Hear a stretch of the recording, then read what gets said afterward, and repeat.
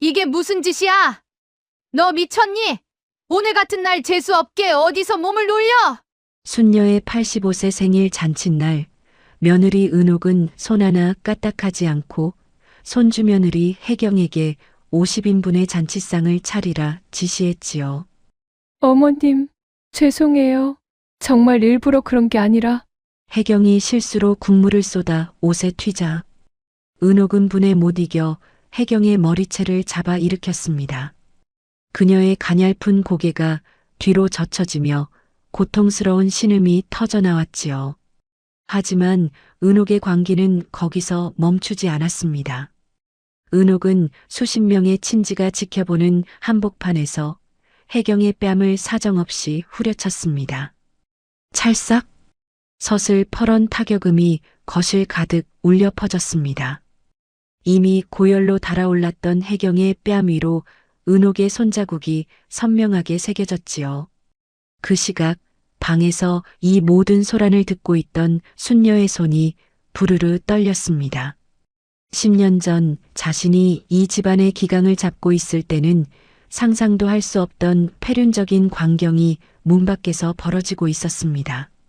감히 내 손주 며느리를 은옥인 네가. 오늘 이 시할머니의 분노로 이 집안에 휘몰아칠 태풍 같은 바람이 어떤 이야기로 펼쳐질지 함께 시청해 주세요. 인생별 사연에 방문해 주셔서 감사합니다. 사연 시작 전 구독과 좋아요 부탁드리고 지금 어디서 듣고 계신지 댓글로 남겨주시면 행복한 기운이 그곳으로 전해지도록 마음 쓰겠습니다. 그럼 오늘의 이야기 시작하겠습니다. 오전 6시 파주이 한 아파트 단지는 아직 새벽의 짙은 그림자 속에 잠겨 있었습니다. 하지만 혜경의 안방은 이미 타는 듯한 열기로 가득 차 있었지요. 혜경은 밤새 고열과 사투를 벌이며 헛소리를 내뱉다 새벽녘에야 간신히 눈을 떴습니다. 어젯밤 응급실에서 급하게 링거를 맞고 돌아왔지만 몸은 마치 천근만근 무게의 납 덩어리를 매단 것처럼 무거웠습니다. 혜경아, 일어나지 마. 당신 지금 제정신이야? 얼굴이 백지장 같아. 출근 준비를 하던 성철이 넥타이를 매다 말고 침대맡으로 달려와 혜경의 이마를 짚었습니다. 손바닥을 타고 전해지는 뜨거운 열기에 성철의 미간이 깊게 패였지요. 여보, 지금 몇 시예요? 나가야 해. 오늘 할머님 생신이잖아.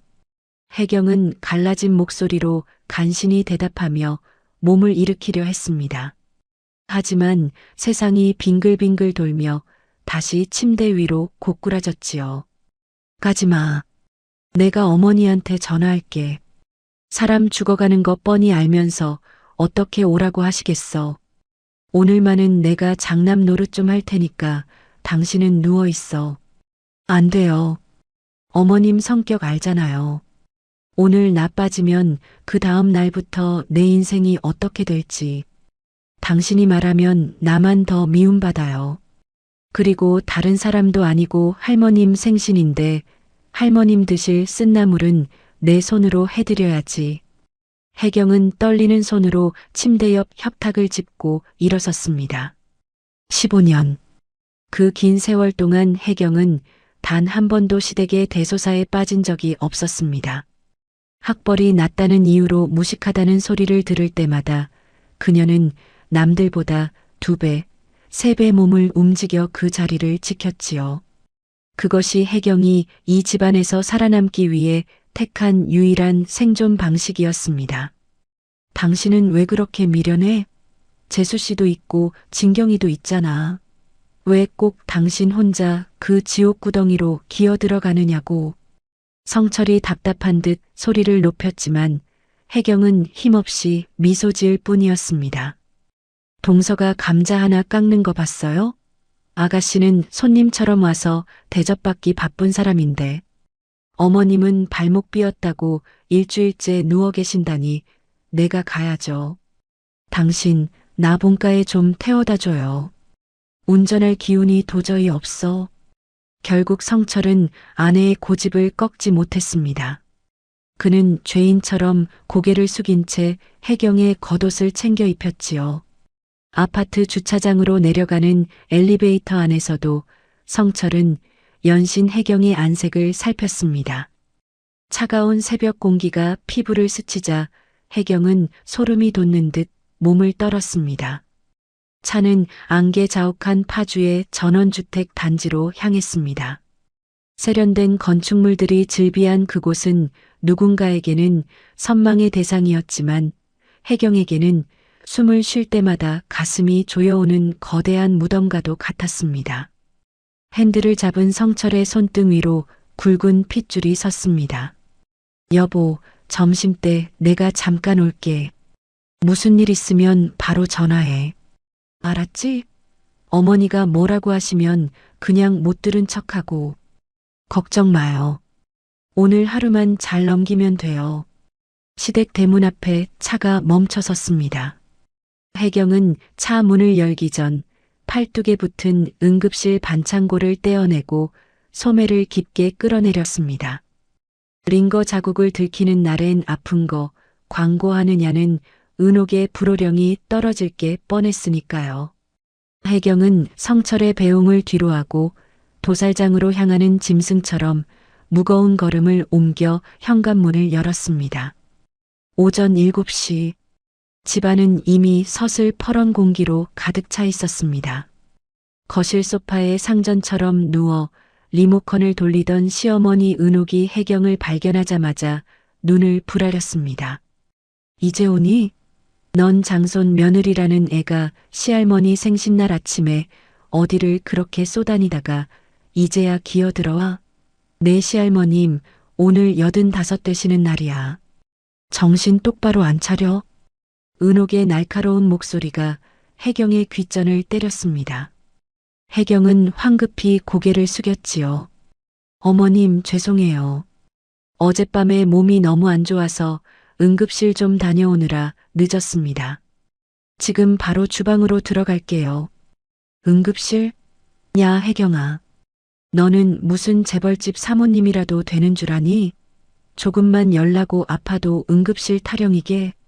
배운 게 없어서 학벌이 낮으면 몸뚱이라도 튼튼해야지. 어디서 못된 것만 배워가지고. 아침부터 사람 기분을 잡쳐.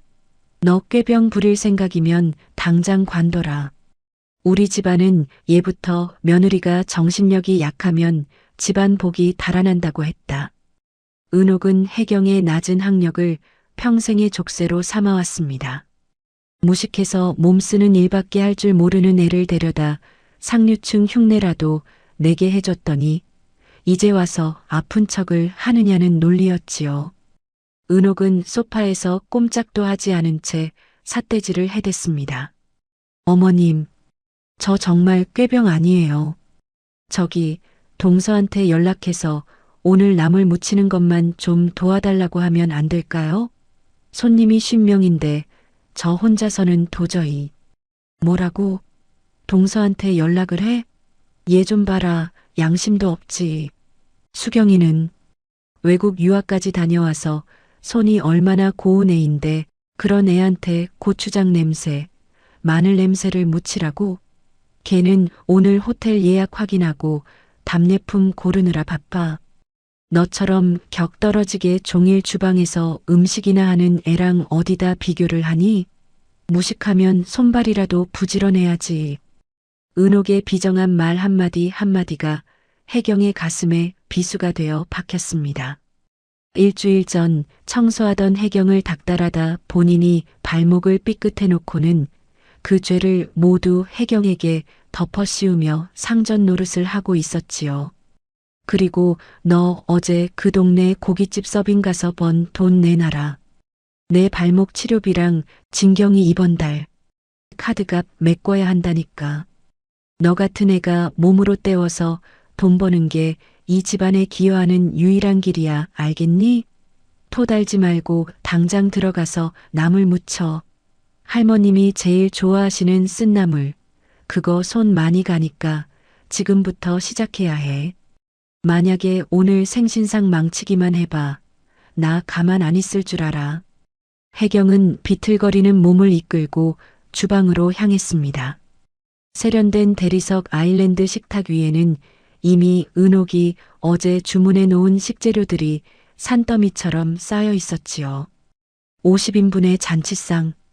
혜경의 떨리는 손으로 감당하기엔 너무나 가혹한 형벌이었습니다. 그녀는 싱크대 수도를 틀어 얼음장 같은 물로 얼굴을 씻어냈습니다. 하지만 열기는 식지 않았고 오히려 얼굴에서 금방이라도 김이 모락모락 피어오를 것만 같았어요. 칼을 잡은 손이 미세하게 파르르 떨렸습니다.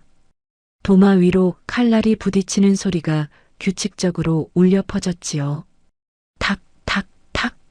지난 15년의 세월이 주마등처럼 스쳐 지나갔습니다. 명절이면 명절, 제사면 제사, 심지어 생일 파티 음식까지 모두 혜경의 손끝에서 나왔지요. 하지만 돌아오는 것은 간이 짜다, 색깔이 안 예쁘다는 구박뿐이었습니다. 고깃집 서빙을 하며 번 푼돈까지 빼앗기는 현실 앞에서 혜경은 자신이 이 집의 며느리인지 아니면 돈 안 드는 노예인지 분간할 수 없었습니다. 열기는 이제 머리끝을 넘어 눈앞의 하얀 점들이 명멸하게 만들었습니다. 혜경은 흐릿해지는 정신을 붙잡기 위해 허벅지를 꽉 꼬집었습니다. 손톱이 살 속을 깊게 파고들었지만 신기하게도 통증은 느껴지지 않았습니다. 이미 몸이 한계를 선언하고 있었던 것이지요. 주방 창 너머로 아침 햇살이 비치기 시작했습니다. 누군가에게는 전원주택의 낭만적인 아침이겠지만 혜경에게는 15년간 이어온 소리 없는 비명이 가득한 시간이었습니다. 그녀는 땀방울이 눈가에 스며들어 따가워도 닦을 여유조차 없었습니다. 혜경아, 너 거기서 노니? 육수 냄새가 왜 이리 약해? 제대로 안 해? 거실에서 들려오는 은옥의 서슬 퍼런 호통에 혜경은 다시 한번 몸을 추슬렀습니다. 올해 85이신 시할머니 순녀. 그래도 이 집안에서 유일하게 그녀를 안쓰럽게 봐주시던 할머니의 생신이라는 사실만이 그녀를 버티게 하는 마지막 끈이었습니다. 하지만 그 끈마저 위태롭게 흔들리고 있었습니다. 혜경은 거대한 솥을 불 위에 올리며 혼잣말을 삼켰습니다. 조금만 더. 오늘만 무사히 넘기자. 하지만 그녀의 몸은 이미 비명을 지르고 있었고 주방의 공기는 산소조차 부족한 듯 무겁게 그녀를 짓누르고 있었습니다. 지옥 같은 잔치 준비는 그렇게 시작되었습니다. 오전 10시가 넘어서자 고요하던 파주의 전원주택 단지는 고가의 외제차들이 내뿜는 엔진음으로 소란스러워지기 시작했습니다. 세련된 대리석 벽면 위로 눈부신 햇살이 쏟아졌지만 주방에서 홀로 사투를 벌이던 혜경에게 그 빛은 오히려 머리를 짓누르는 고문과도 같았지요. 40도에 육박하는 고열로 인해 혜경의 시야는 이미 누렇게 변해 있었고 식재료를 다듬는 손길은 본인의 의지와 상관없이 파르르 떨리고 있었습니다. 그때 현관문이 열리며 화사한 향수 냄새와 함께 이 집안의 화려한 악마들이 들이닥쳤습니다. 어머니, 저희 왔어요. 세상에 집안에 맛있는 냄새가 진동을 하네. 가장 먼저 거실로 들어선 것은 둘째 성규와 그의 아내 수경이었습니다. 한눈에 봐도 수백만 원을 호가하는 명품 코트를 어깨에 걸친 수경은 마치 시상식 레드카펫이라도 밟는 듯 우아한 자태로 들어왔지요. 뒤이어 아가씨 진경과 그의 남편 윤재가 양손에 화려한 꽃바구니와 백화점 쇼핑백을 들고 나타났습니다. 거실에서 상전처럼 누워있던 은옥은 언제 발목이 아팠냐는 듯 몸을 반쯤 일으키며 환한 미소로 그들을 맞이했지요. 아이고, 우리 예쁜 딸이랑 며느리 왔니? 어서 오너라. 수경아, 너 오늘 입은 옷 정말 고급스럽다. 역시 보는 눈이 달라. 은옥의 칭찬에 수경은 생긋 웃으며 혜경이 있는 주방 쪽을 힐끗 쳐다보았습니다. 혜경은 손님들이 왔다는 소리에 땀범벅이 된 얼굴을 앞치마로 대충 훔치며 거실로 나왔습니다. 머리카락은 습기에 젖어 헝클어져 있었고 얼굴은 핏기를 잃어 잿빛이었지요. 동서 아가씨, 오셨어요? 혜경이 갈라진 목소리로 인사를 건넸지만 돌아오는 것은 반가움이 아닌 노골적인 멸시였습니다. 수경은 혜경의 초라한 행색을 머리끝부터 발끝까지 훑어내리더니 코끝을 찡그리며 손을 휘저었습니다. 형님, 세상에. 냄새가 너무 심해요. 마늘 냄새랑 고기 누린내가 형님 몸에 아주 밴 것 같아요. 아무리 바빠도 좀 씻고 하시지. 할머니 생신인데 어른들 오시면 어쩌려고 그러세요? 우리 집안 격식이 있는데 정말 걱정되네. 수경의 비아냥에 진경이 맞장구를 치며 깔깔거렸습니다. 언니, 올케 언니한테 너무 그러지 마요. 언니는 원래 이런 게 어울리는 사람이라니까. 학벌도 낮고 할 줄 아는 게 몸 쓰는 일밖에 없는데 우리 집이니까 이런 고급 주택 주방에서라도 일해보는 거지. 안 그래요, 엄마? 진경의 말에 거실은 순식간에 웃음바다가 되었습니다.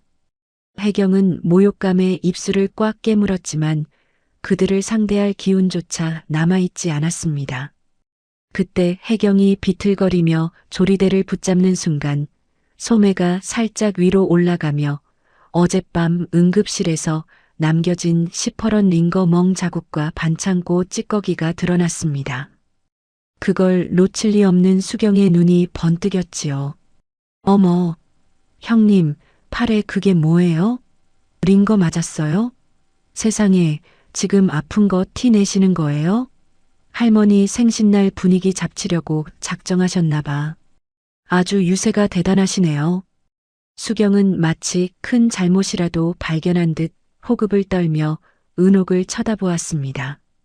은옥의 미간이 순식간에 일그러졌지요. 혜경아, 내가 아침에도 말했지? 어디서 못된 것만 배워서 유세 부리느냐고. 너 그 팔뚝 좀 가려. 흉측하게 그게 뭐니? 남들이 보면 우리가 너를 죽도록 부려먹는 줄 알 거 아냐. 집안 망신 좀 그만 시켜라. 은옥의 불호령에 혜경은 황급히 소매를 내렸습니다. 하지만 수경의 독설은 멈추지 않았습니다. 어머니, 형님도 참 대단하세요. 아프면 집에서 쉬지 왜 꾸역꾸역 기어나와서 사람들 마음 불편하게 하는지 몰라. 사실 형님이 한 음식 요새 우리 입맛엔 좀 안 맞잖아요. 투박하고 뭐랄까 좀 수준 떨어진달까? 저번 제사 때도 나물이 너무 짜서 전 한 입도 못 먹었거든요. 맞아, 언니. 나도 올케 언니 손맛은 좀 의문이야. 그냥 출장 뷔페 부르자니까 엄마가 굳이 언니 시킨 거잖아. 돈 아낀다고 고생은 언니가 다 하고 욕은 욕대로 먹고. 참 미련해, 그쵸? 사람이 센스가 있어야 하는데 저렇게 몸만 고생하니 원.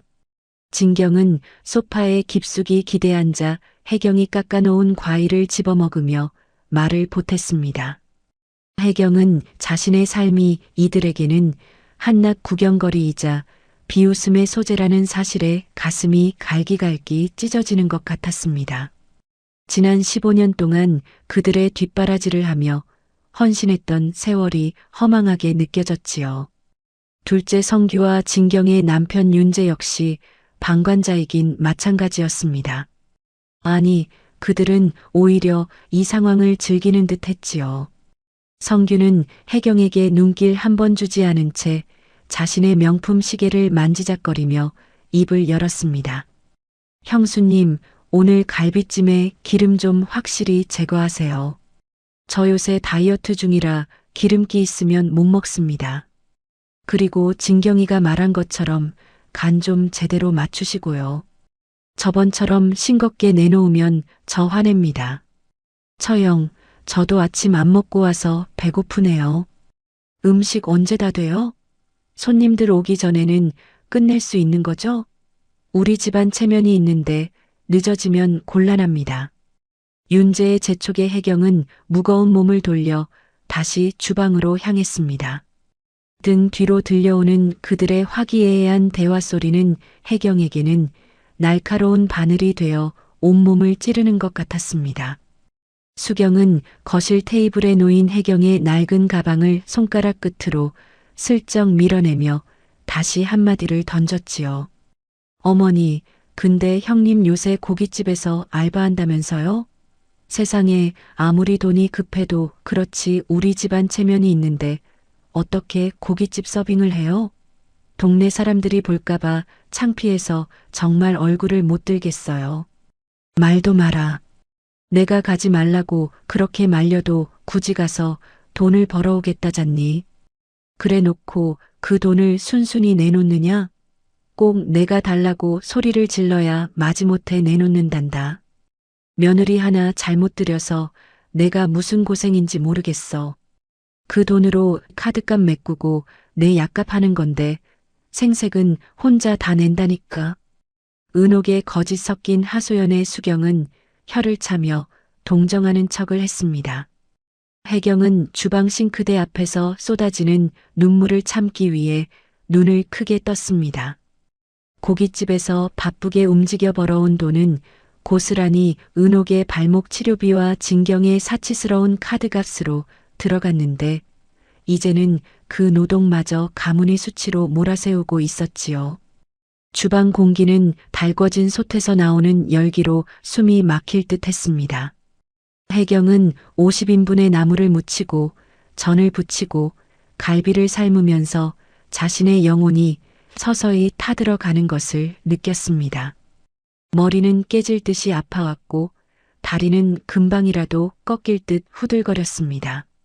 하지만 거실의 악마들은 혜경의 고통에는 안중에도 없었습니다. 그들은 오직 자신들의 화려한 겉모습과 할머니에게 받을 유산, 그리고 혜경을 깎아내리며 얻는 우월감에만 도취해 있었지요. 수경은 슬며시 주방으로 들어와 혜경의 옆에 섰습니다. 그리고는 혜경만 들릴 정도로 낮은 목소리로 속삭였습니다. 형님, 너무 억울해하지 마세요. 이게 다 형님 팔자 아니겠어요? 집안 배경 없고 배운 거 없어서 우리 집안에 시집 왔으면 이 정도 대우는 감수해야죠. 억울하면 형님도 우리처럼 화려하게 입고 소파에 앉아보시든가요. 근데 형님은 앞치마가 훨씬 잘 어울리시네요. 수경의 서늘한 미소에 혜경은 손에 들고 있던 국자를 떨어뜨릴 뻔했습니다. 인간의 탈을 쓰고 어떻게 저런 말을 내뱉을 수 있는지 혜경은 눈앞의 수경이 사람이 아니라 괴물처럼 보였습니다. 동서, 어떻게 그런 말을. 어머 형님, 제가 틀린 말 했나요? 아, 혹시 아파서 정신이 없으신가? 어서 음식이나 하세요. 손님들 곧 들이닥칠 텐데 형님 때문에 우리 집안 망신당하면 안 되잖아요. 얼른 들어가서 고기나 볶으세요. 수경은 혜경의 어깨를 툭 치며 다시 거실로 나갔습니다. 혜경은 차가운 타일 벽에 머리를 기대고 간신히 숨을 골랐습니다. 가슴속 밑바닥에서 뜨거운 무언가가 울컥 치밀어 올랐지만 그녀는 그것을 억지로 삼켜냈습니다. 아직 할머니의 생신상이 완성되지 않았으니까요. 오전 11시. 이제 곧 할머니 순녀가 안방에서 나오실 시간입니다. 그리고 문중 어른들과 손님들이 들이닥치겠지요. 혜경은 자신의 신체적 고통보다 더 시린 마음의 상처를 아는 채 다시 불 앞에 섰습니다. 화려하게 치장한 악마들의 웃음소리가 커질수록 혜경의 지옥은 더욱 깊어만 갔습니다. 오후 1시 주방은 저녁에 들이닥칠 50명의 손님을 맞이하기 위한 전초전으로 흡사 전쟁터와 같았습니다. 혜경은 타는 듯한 갈증을 느끼며 정수기 물을 들이켰지만 고열로 달궈진 몸은 물조차 받아들이지 못하고 울컥 거부 반응을 일으켰지요. 혜경은 싱크대를 붙잡고 가쁜 숨을 몰아쉬었습니다. 눈앞의 타일 벽이 파도처럼 일렁거렸고 환기구 돌아가는 소리는 거대한 비행기 엔진 소리처럼 해경의 고막을 찢어놓을 듯 울려 퍼졌습니다. 해경은 자신의 이마를 짚어보았습니다. 손바닥보다 이마가 더 뜨거웠습니다. 의식은 자꾸만 수면 아래로 가라앉으려 했지만 해경은 주방 조리대 모서리에 허벅지를 부딪히며 억지로 정신을 깨웠습니다. 멍이 든 자리가 욱신거렸지만 그 통증만이 지금 해경이 살아있음을 느끼게 해주는 유일한 감각이었지요. 그때 주머니 속 휴대폰이 진동했습니다. 남편 성철이었지요. 해경은 혹시라도 거실에 앉아있는 시어머니 은옥의 귀에 들릴까봐 숨을 죽이며 전화를 받았습니다. 해경은 젖은 손을 앞치마에 대충 닦고 떨리는 손가락으로 통화 버튼을 눌렀습니다. 여보. 왜요? 해경아, 몸은 좀 어때? 아까 태워다 줄 때보다 목소리가 더 안 좋아서 계속 일이 손에 안 잡히네. 지금이라도 내가 가서 당신 데리고 나올까? 어머니한테 욕을 먹든 말든 당신부터 살아야 할 거 아냐. 성철의 걱정 어린 목소리에 해경의 눈시울이 뜨거워졌습니다. 15년 전 가난한 형편에도 자신을 금쪽처럼 아껴주던 성철을 믿고 이 집에 들어왔을 때만 해도 이런 지옥이 기다리고 있을 줄은 몰랐습니다. 해경은 목구멍까지 차오르는 울음을 억지로 삼키며 목소리를 가다듬었지요. 아니에요, 괜찮아요.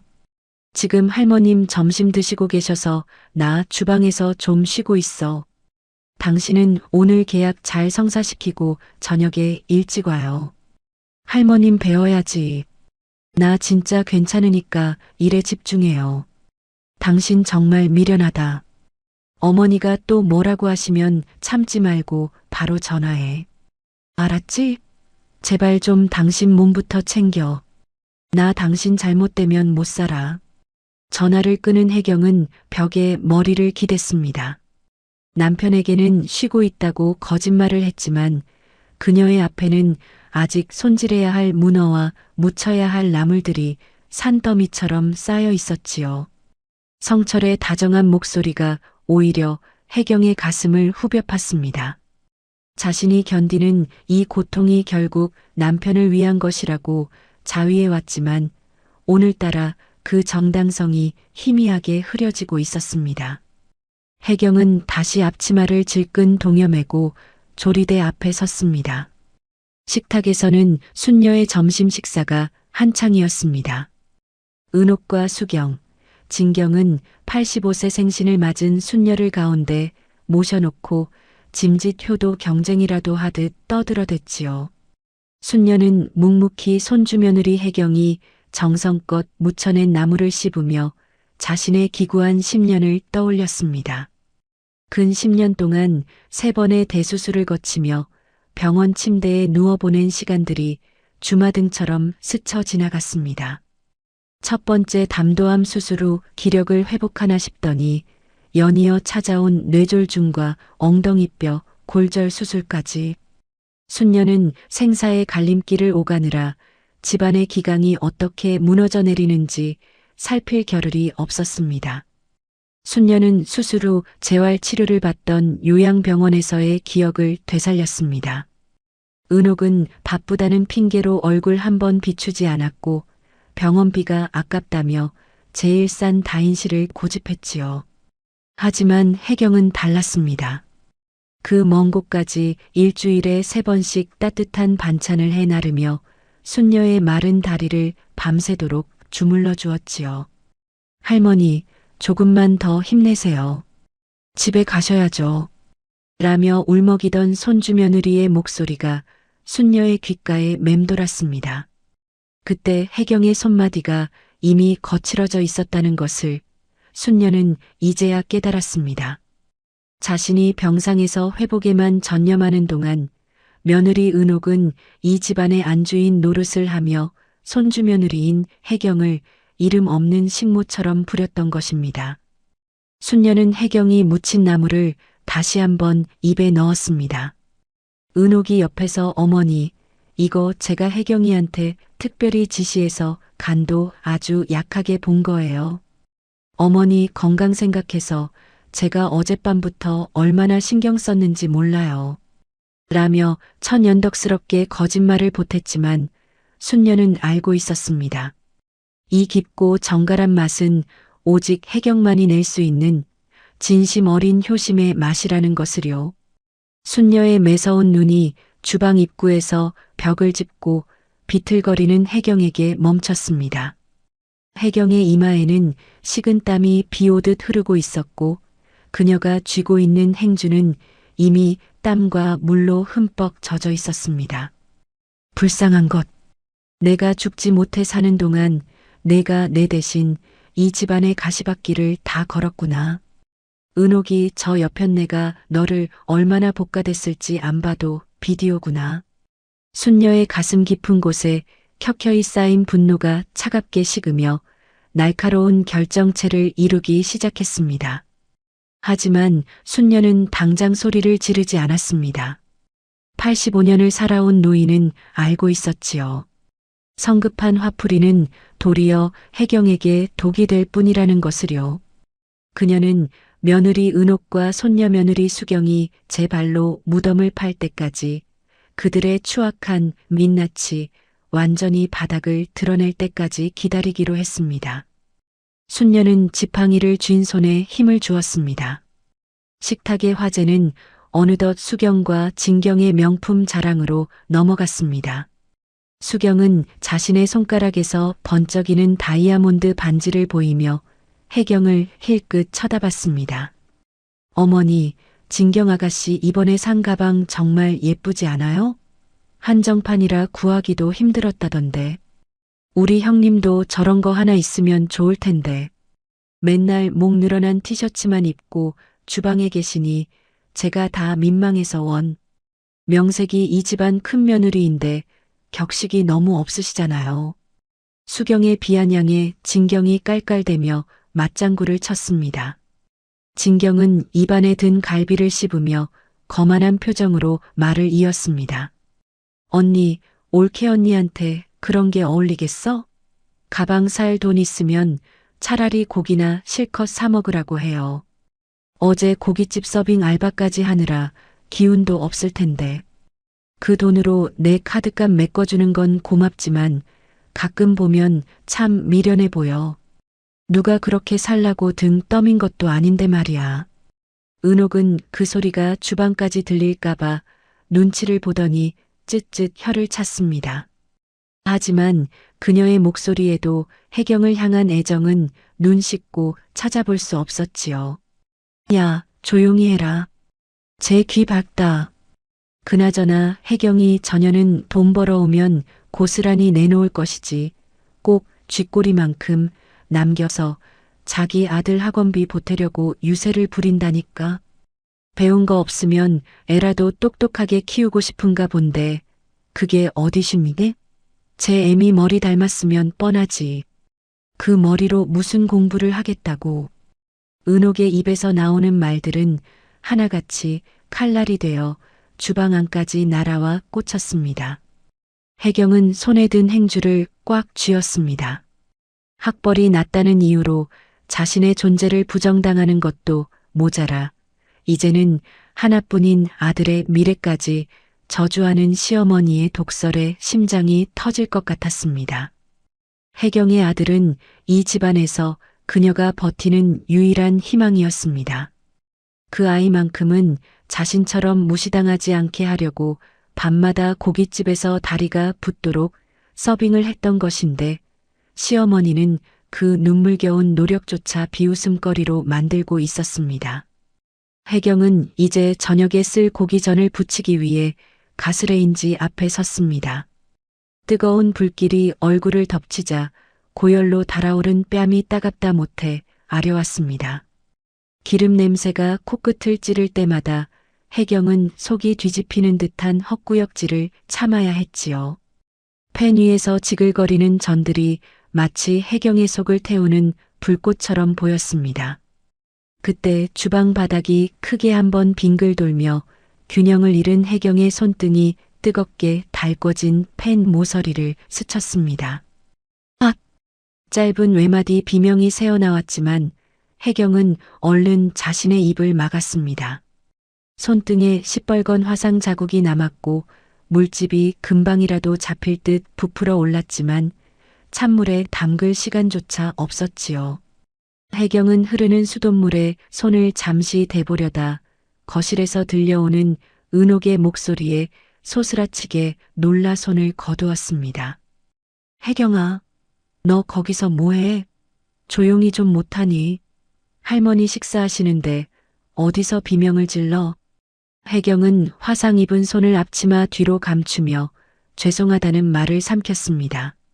거실에서는 여전히 수경과 진경의 웃음소리가 끊이지 않았고 순녀는 지팡이를 꽉 쥔 채 그 모든 상황을 현미경으로 보듯 낱낱이 눈에 담고 있었습니다. 순녀는 알고 있었습니다. 은옥이 손주 며느리 혜경에게 고깃집 서빙 알바를 시켜본 돈으로 자신의 약값을 떼는 척하면서 실장은 딸 진경의 사치스러운 카드값을 메우고 수경의 비위를 맞추는 데 쓰고 있다는 사실을요. 10년 전 자신이 가풍을 엄히 세우고 며느리들을 단속했을 때는 감히 상상도 못할 일이었습니다.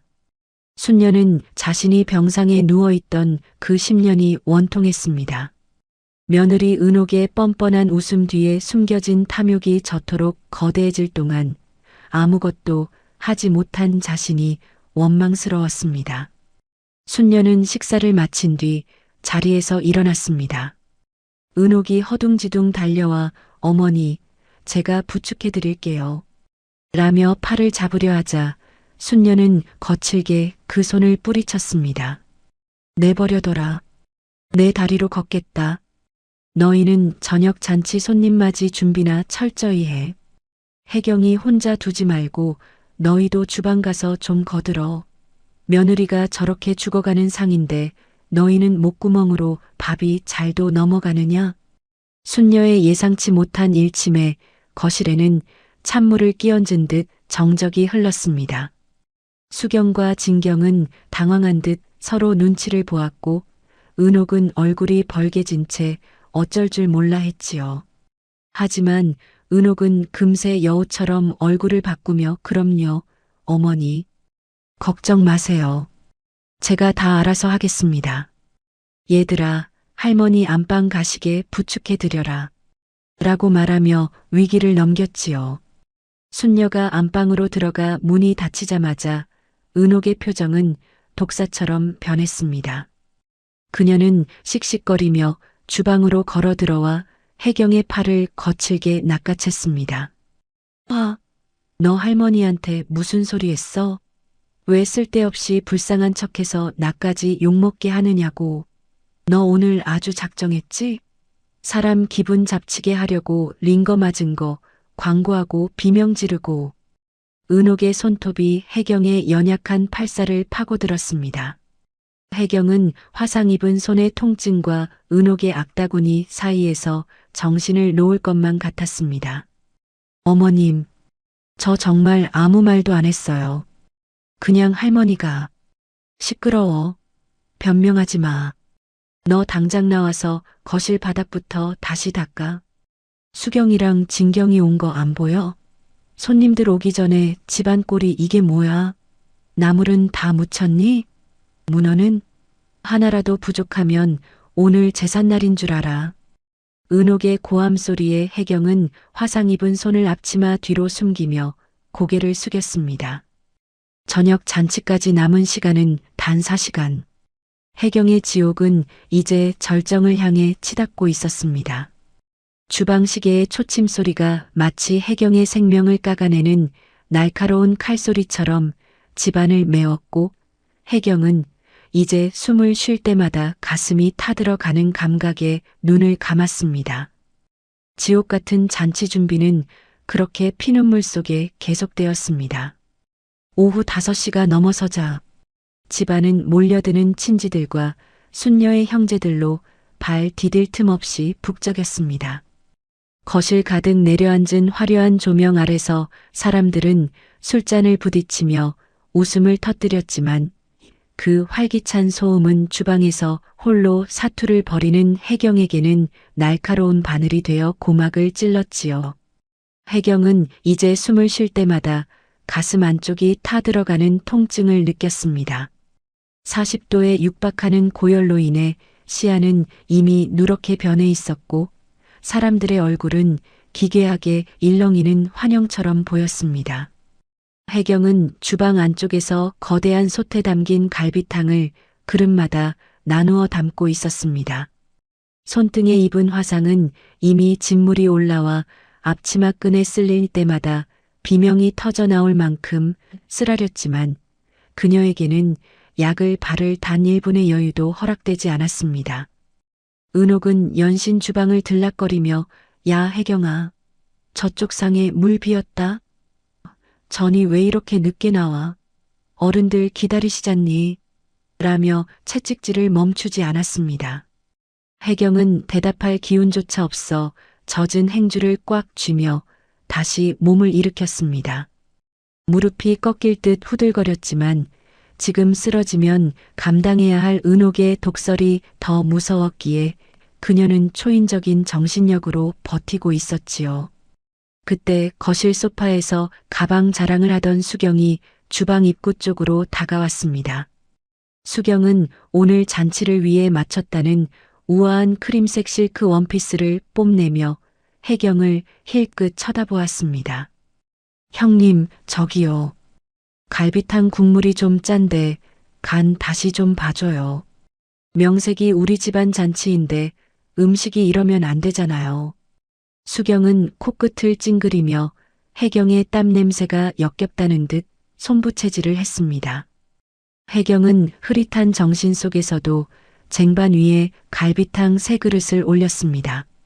뜨거운 탕기가 담긴 쟁반의 무게는 열기로 달아오른 혜경의 팔 근육을 무자비하게 짓눌렀습니다. 한 걸음 한 걸음 떼는 것조차 빙판길을 걷듯 위태로웠지요. 비켜. 뜨거워. 혜경은 갈라진 목소리로 앞을 가로막은 수경에게 길을 비켜달라고 했습니다. 하지만 수경은 사진을 찍느라 혜경의 목소리를 듣지 못한 건지 아니면 의도적으로 무시하는 건지 요지부동이었습니다. 그 순간 혜경의 머릿속에서 툭 하고 무언가 끊어지는 소리가 들렸습니다. 고열로 인해 평형 감각이 완전히 무너진 것이지요. 혜경의 발목이 힘없이 꺾였고 그녀의 몸은 속수무책으로 앞으로 고꾸라졌습니다. 쨍그랑. 날카로운 파열음과 함께 쟁반 위에 있던 갈비탕 그릇들이 바닥으로 곤두박질 쳤습니다. 뜨거운 국물은 사방으로 튀어올랐고 그중 상당량이 수경의 눈부신 크림색 원피스 위로 쏟아졌습니다. 야, 내 옷, 이게 얼마짜리인데? 수경의 자지러지는 비명이 잔치 분위기를 순식간에 얼어붙게 만들었습니다. 친지들의 시선이 일제히 주방 입구로 쏠렸지요. 수경은 뜨거운 국물에 데인 것보다 옷이 망가진 것에 더 분노한 듯 얼굴을 붉히며 길길이 날뛰었습니다. 혜경은 바닥에 엎드린 채 화상을 입은 손으로 바닥을 짚으며 간신히 고개를 들었습니다. 동서, 미안해. 내가 어지러워서. 그때 거실 저편에서 상황을 지켜보던 은옥이 맹수처럼 달려왔습니다. 은옥의 얼굴은 이미 분노로 인해 검붉게 타오르고 있었지요. 은옥은 바닥에 쓰러진 혜경을 내려다보며 사정없이 발로 혜경의 어깨를 걷어찼습니다. 이게 무슨 짓이야? 너 미쳤니? 오늘 같은 날 재수없게 어디서 몸을 놀려. 어머님, 죄송해요. 정말 일부러 그런 게 아니라. 시끄러워. 너 일부러 그랬지? 수경이가 예쁜 옷 입고 오니까 시샘 나서 그랬지? 못된 것. 배운 거 없는 게 신부까지 고약해서 어쩌려고 이래. 은옥은 분에 못 이겨 혜경의 머리채를 잡아 일으켰습니다. 혜경의 고개가 뒤로 젖혀지며 고통스러운 신음이 터져 나왔지요. 하지만 은옥의 광기는 거기서 멈추지 않았습니다. 은옥은 수십 명의 친지가 지켜보는 한복판에서 혜경의 뺨을 사정없이 후려쳤습니다. 찰싹! 서슬 퍼런 타격음이 거실 가득 울려 퍼졌습니다. 혜경의 고개가 맥없이 돌아갔습니다. 이미 고열로 달아올랐던 뺨 위로 은옥의 손자국이 선명하게 새겨졌지요. 혜경은 귀가 멍멍해지며 세상의 모든 소리가 멀어지는 것을 느꼈습니다. 하지만 은옥은 멈추지 않고 반대쪽 뺨마저 갈겼습니다. 너 같은 건 우리 집안의 수치야. 어디서 재수없게 잔칫날 사고를 쳐.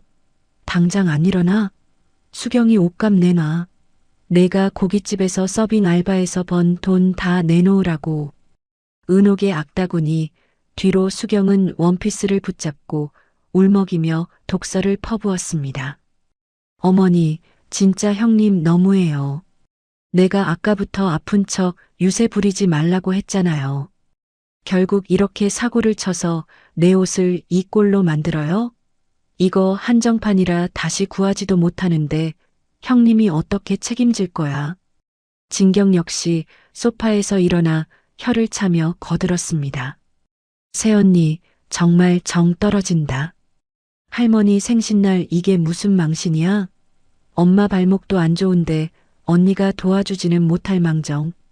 진짜 무식한 게 죄라더니 틀린 말 하나 없네.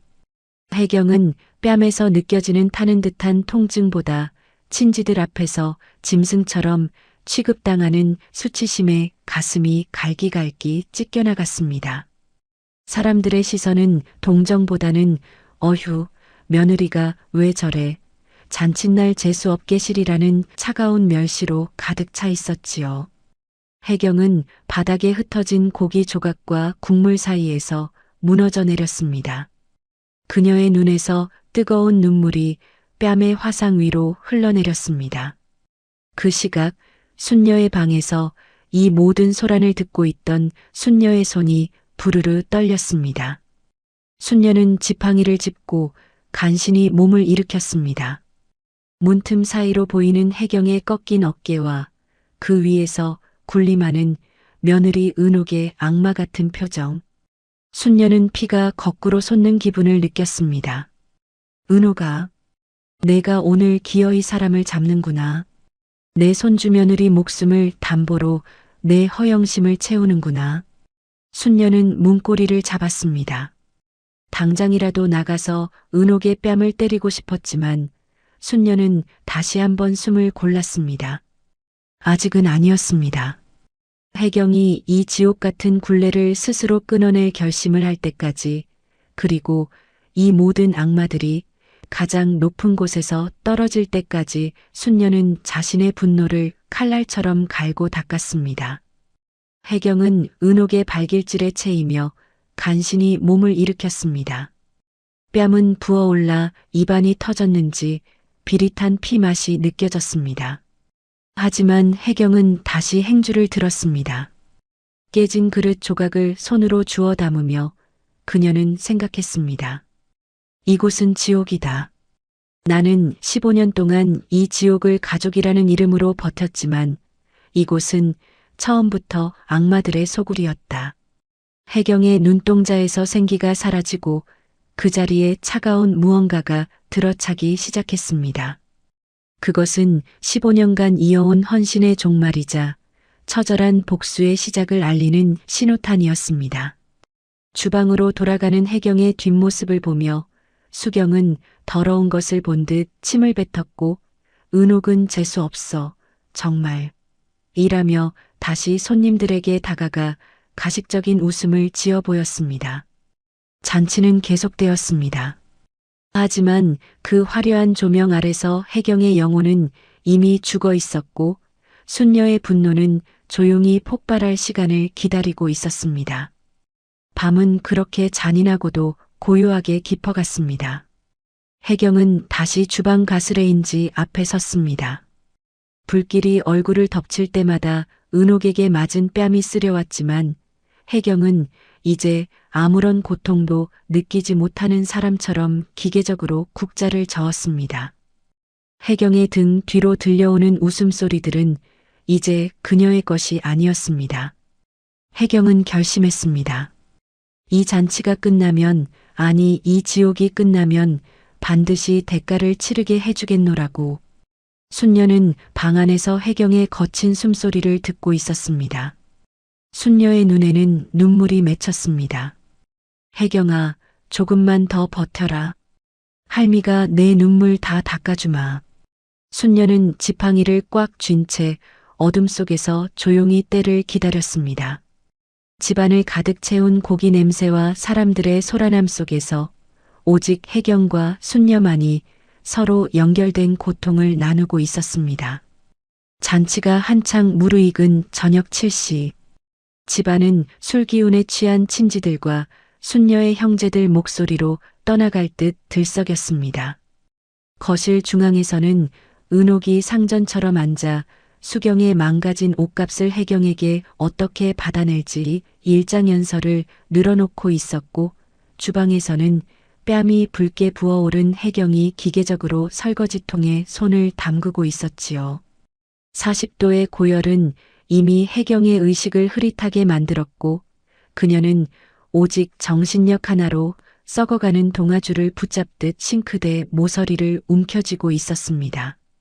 그때 현관문이 거칠게 열리며 퇴근한 성철이 들어섰습니다. 성철은 하루 종일 아내 걱정의 일이 손에 잡히지 않아 계약을 마치자마자 달려온 참이었지요. 하지만 성철이 마주한 광경은 화목한 잔칫날의 풍경이 아니라 인간의 탈을 쓴 악마들이 제 아내를 난도질하고 있는 참혹한 현장이었습니다. 야, 너 지금 그걸 닦는다고 닦이니? 수경이 옷이 얼마짜린데 감히 손을 대. 그 더러운 손 치워.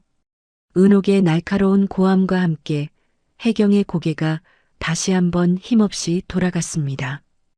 은옥이 손님들이 보는 앞에서도 분이 풀리지 않았는지 주방까지 쫓아 들어와 혜경의 뺨을 다시 후려친 것이지요. 혜경은 바닥으로 쓰러지며 깨진 접시 조각 위로 손을 짚었습니다. 시뻘건 피가 잿빛 바닥 위로 번져나갔지만 혜경은 신음조차 내지 못했습니다. 이 모든 광경을 현관에서 목격한 성철의 눈동자가 순식간에 뒤집혔습니다. 심장이 터질 듯 요동쳤고 머릿속에서는 이성이 타버리는 소리가 들렸지요.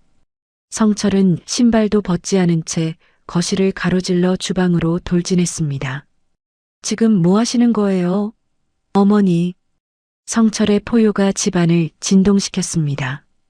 술잔을 기울이던 친지들이 소스라치게 놀라 성철을 바라보았습니다. 은옥은 아들의 기세에 잠시 주춤했으나 이내 삿대질을 하며 맞받아쳤지요. 뭐긴 뭐야. 내 마누라가 오늘 사고를 쳐서 수경이 금쪽 같은 옷을 다 망쳐놨어. 재수없게 잔칫날 비명을 지르질 않나. 내가 가르치려다 한 대 친 거 가지고 왜 내가 난리야. 너 지금 애미한테 눈 똑바로 뜨고 대드는 거니? 옆에서 와인을 마시며 비웃던 동생 성규가 깐죽거리며 거들었습니다. 성규는 형의 분노를 전혀 눈치채지 못한 듯 거만한 자세로 말을 이었지요. 형, 좀 진정해. 형수가 오늘 좀 심했어. 몸 아픈 거 유세 부리다가 수경이 한정판 원피스에 갈비탕을 다 쏟았다니까? 어머니가 화나실 만도 하지. 형수도 참 그래. 조심성이라도 있어야지. 집안 망신 다 시키고 말이야. 성규의 그 비열한 입술이 다치기도 전이었습니다. 성철은 차마 순녀의 생신상을 업지는 못했습니다. 하지만 제 아내를 멸시하고 짓밟는 동생의 면상은 더 이상 참아줄 수가 없었지요. 성철의 굵은 팔뚝이 허공을 갈랐습니다. 퍽! 둔탁한 타격음과 함께 성규의 고개가 사정없이 꺾였습니다. 성규는 들고 있던 와인잔을 떨어뜨리며 거실 바닥으로 나동그라졌습니다. 입술이 터져 피가 흘렀고 안경이 멀리 날아갔지요. 순식간에 잔치판은 비명과 정적으로 뒤덮였습니다. 너 방금 뭐라 그랬어? 형수한테 뭐? 조심성? 성철은 바들바들 떠는 성규의 멱살을 잡아 일으켰습니다. 성철의 눈은 이미 핏발이 서서 짐승의 그것과 다를 바 없었습니다. 내 형수가 지난 15년 동안 이 집에서 어떻게 살았는지 내가 몰라. 내 마누라 수경이가 쇼핑 다니고 진경이가 명품 가방 살 때 혜경이는 밤마다 고깃집에서 서빙해서 너희 뒤처리 다 했어. 어머니 약값부터 내 자식들 선물까지 혜경이 피땀 안 섞인 게 있는 줄 알아. 그런데 감히 내가 조심성을 논해? 형? 미쳤어? 미쳤냐고. 엄마, 형이 나 때렸어.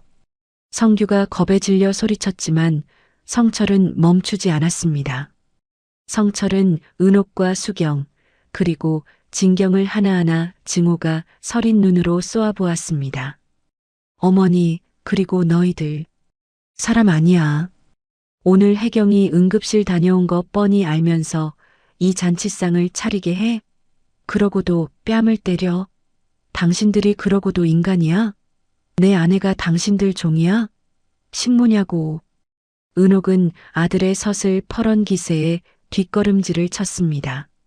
하지만 여전히 자신의 잘못은 모른 채 적반하장으로 소리를 질렀지요. 성철아, 너 지금 애미한테 당신이라고 했니? 저 물건 하나 때문에 이 집안을 풍비박산 내려고 작정했어? 내가 지금 제정신이야? 전현이 오늘 우리 집안 망신시킨 건 안 보여? 물건? 지금 내 아내 보고 물건이라고 하셨어요? 그래요. 저 제정신 아닙니다. 15년 동안 미친놈처럼 당신들 비위 맞추며 산 내가 제일 미친놈이었어요. 성철은 헛웃음을 터뜨리며 바닥에 쓰러진 혜경에게 다가갔습니다. 혜경은 여전히 깨진 그릇 조각 위에서 초점 없는 눈으로 허공을 응시하고 있었습니다. 성철은 무너져 내리는 가슴을 부여잡고 혜경을 품에 안았습니다. 아내의 몸은 불덩이처럼 뜨거웠고 부어오른 뺨은 차마 눈 뜨고 볼 수 없을 만큼 참혹했습니다. 혜경아, 미안해. 내가 너무 늦었지? 여보, 나 좀 봐. 제발 정신 좀 차려봐. 성철의 눈에서 굵은 눈물이 혜경의 뺨 위로 떨어졌습니다. 혜경은 그제야 남편의 목소리를 들은 듯 떨리는 손으로 성철의 옷깃을 잡았습니다.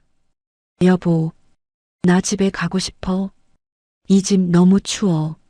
나 좀 여기서 꺼내줘. 혜경의 가냘픈 흐느낌에 성철은 이를 악물었습니다. 그는 더 이상 이 공간에 1초도 머물고 싶지 않았습니다. 성철은 혜경을 번쩍 안아 올리며 현관으로 향했습니다. 오늘로 전 이 집 아들 안 합니다. 형이고 오빠고 다 때려치울 거니까 다들 그렇게 하세요. 이 지옥 같은 집구석 다시는 발 안 들입니다. 어머니도 이제 다시는 우리 볼 생각 마세요. 성철이 분노에 차서 혜경을 안고 문을 박차고 나가려던 그때였습니다. 안방 안쪽에서 묵직하고 서늘한 목소리가 흘러나왔습니다. 성철아, 거기 서라. 방 안에서 이 모든 소란을 듣고 있던 순녀의 목소리였습니다. 비록 모습은 보이지 않았지만 그 목소리에 담긴 위험은 거실을 가득 메운 광기를 단번에 제압했습니다. 성철은 현관문 고리를 잡은 채 멈춰 섰습니다. 할머니, 저 더는 안 됩니다. 저 사람들 다신 안 봐요. 혜경이 죽는 꼴 못 봅니다. 성철이 울먹이며 소리쳤지만 방 안에서 순녀의 대답이 다시 이어졌습니다. 안다. 내 마음 다 안다. 하지만 성철아, 여기서 내가 그냥 나가버리면 저 악기 같은 것들이 제 잘못을 알겠느냐? 혜경이를 데리고 가더라도 오늘 이 집안의 썩은 고름은 다 짜내고 가야 한다. 할미가 허락지 않으니 혜경이 옆에 눕히고 거기 앉아 있거라. 오늘 밤 이 집안에서 나가는 놈도 들어오는 놈도 없을 것이다. 순녀의 단호한 명령에 성철은 발을 뗄 수 없었습니다. 할머니는 여전히 방 밖으로 나오지 않았지만 그 존재감만으로도 거실의 분위기를 완전히 바꿔버렸습니다. 은옥은 할머니의 목소리에 움찔하며 입을 다물었고 뺨을 감싸 쥐고 울던 성규도 숨을 죽였습니다. 성철은 할머니의 뜻을 거역할 수 없었습니다.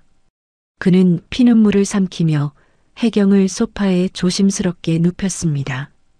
그리고 그녀의 차가운 손을 꼭 잡은 채 소파 밑에 앉아 시댁 식구들을 노려보았습니다. 은옥은 여전히 씩씩거리며 수경의 원피스를 챙겼고 진경은 눈치를 보며 구석으로 물러났습니다. 거실은 무거운 정적 속에 휩싸였습니다. 50명의 친지들은 이 기괴한 광경을 지켜보며 숨소리조차 내지 못했지요. 혜경은 성철의 손을 잡은 채 가쁜 숨을 내쉬며 흐릿한 눈으로 천장을 바라보았습니다.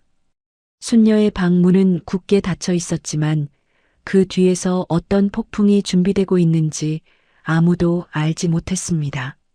성철은 혜경의 이마에 맺힌 식은땀을 닦아주며 생각했습니다. 오늘이 마지막이다. 오늘로 이 모든 지옥을 끝내겠다. 그의 눈에는 다시금 결연한 의지가 불타올랐습니다. 은옥과 수경은 할머니가 방에서 나오지 않는 것을 다행으로 여기며 자기들끼리 쑥덕거렸지만 그것이 폭풍 전의 고요라는 사실을 꿈에도 몰랐습니다. 잔치판의 술 냄새와 고기 냄새가 혜경의 주위를 맴돌았지만 성철의 온기만이 그녀를 지탱해주고 있었습니다. 순녀의 방 문틈으로 가느다란 불빛이 새어나왔고 집안 전체는 터지기 일보 직전의 화약꽃처럼 팽팽한 긴장감이 감돌았습니다. 성철은 아내를 위해 그리고 지난 15년의 세월을 보상받기 위해 할머니의 다음 명령을 기다렸습니다. 거실의 정적은 오래가지 않았습니다. 순녀의 방문 너머에서 들려온 서늘한 명령에 잠시 주춤했던 은옥이 아들 성철의 서슬 퍼런 눈빛을 마주하자 다시금 도끼가 바짝 오른 얼굴로 돌변했지요. 은옥은 바닥에 널브러진 성규를 부축해 일으키며 소파에 쓰러진 혜경을 향해 삿대질을 퍼부었습니다. 성철아, 너 지금 할머니 말씀 안 들리니? 어디서 감히 내 동생 뺨을 후려치고 나가겠다는 거야. 내 마누라가 오늘 우리 집안 망신을 어떻게 시켰는지 내 눈으로 똑똑히 봐라. 저게 사람 꼴이니? 잔칫날 재수없게 피를 흘리고 수경이 그 비싼 옷에 오물을 다 튀겨놓고 내가 가르치려다 한 대 친 게 무슨 대수라고 애미한테 당신 소리를 해. 은옥의 말에 뺨을 감싸 쥐고 있던 성규가 비틀거리며 성철의 앞을 가로막았습니다. 성규는 터진 입술 사이로 침을 뱉으며 뻔뻔하게 소리쳤지요. 형 정말 실망이야.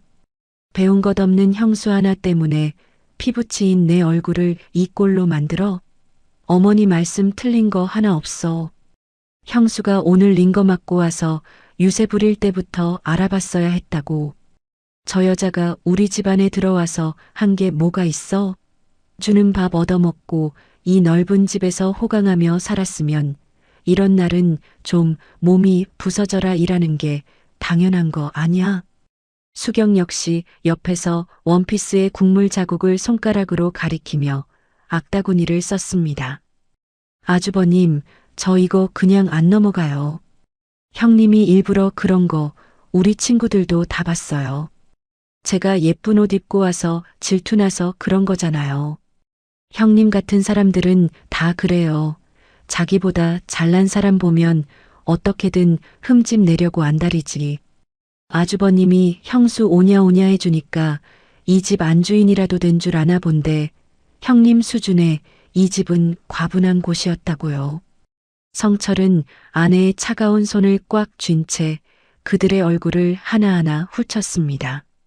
15년 전 혜경의 손을 잡고 이 집에 들어왔을 때 우리 가족이 되어줘서 고맙다던 가식적인 미소들이 이제는 흉측한 괴물의 얼굴이 되어 성철을 비웃고 있었지요. 성철은 소파에서 신음하는 혜경의 이마를 짚었습니다. 불덩이 같은 열기가 손바닥을 타고 전해졌고 혜경은 이미 의식을 잃은 채 성철 씨, 미안해요. 내가 잘못했어요. 라는 헛소리를 내뱉고 있었습니다. 그 가냘픈 사과 소리가 성철의 심장에 대못을 박았습니다. 닥쳐. 그 더러운 입들 다 닥치라고.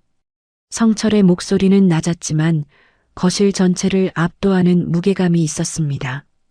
성철은 혜경의 낡은 겉옷을 챙겨 그녀의 몸을 감싼 뒤 아내를 번쩍 들어 등에 업었습니다. 혜경의 가벼운 몸무게가 성철의 등에 닿자 그는 다시 한번 오열이 터져 나오려는 것을 간신히 참아냈습니다.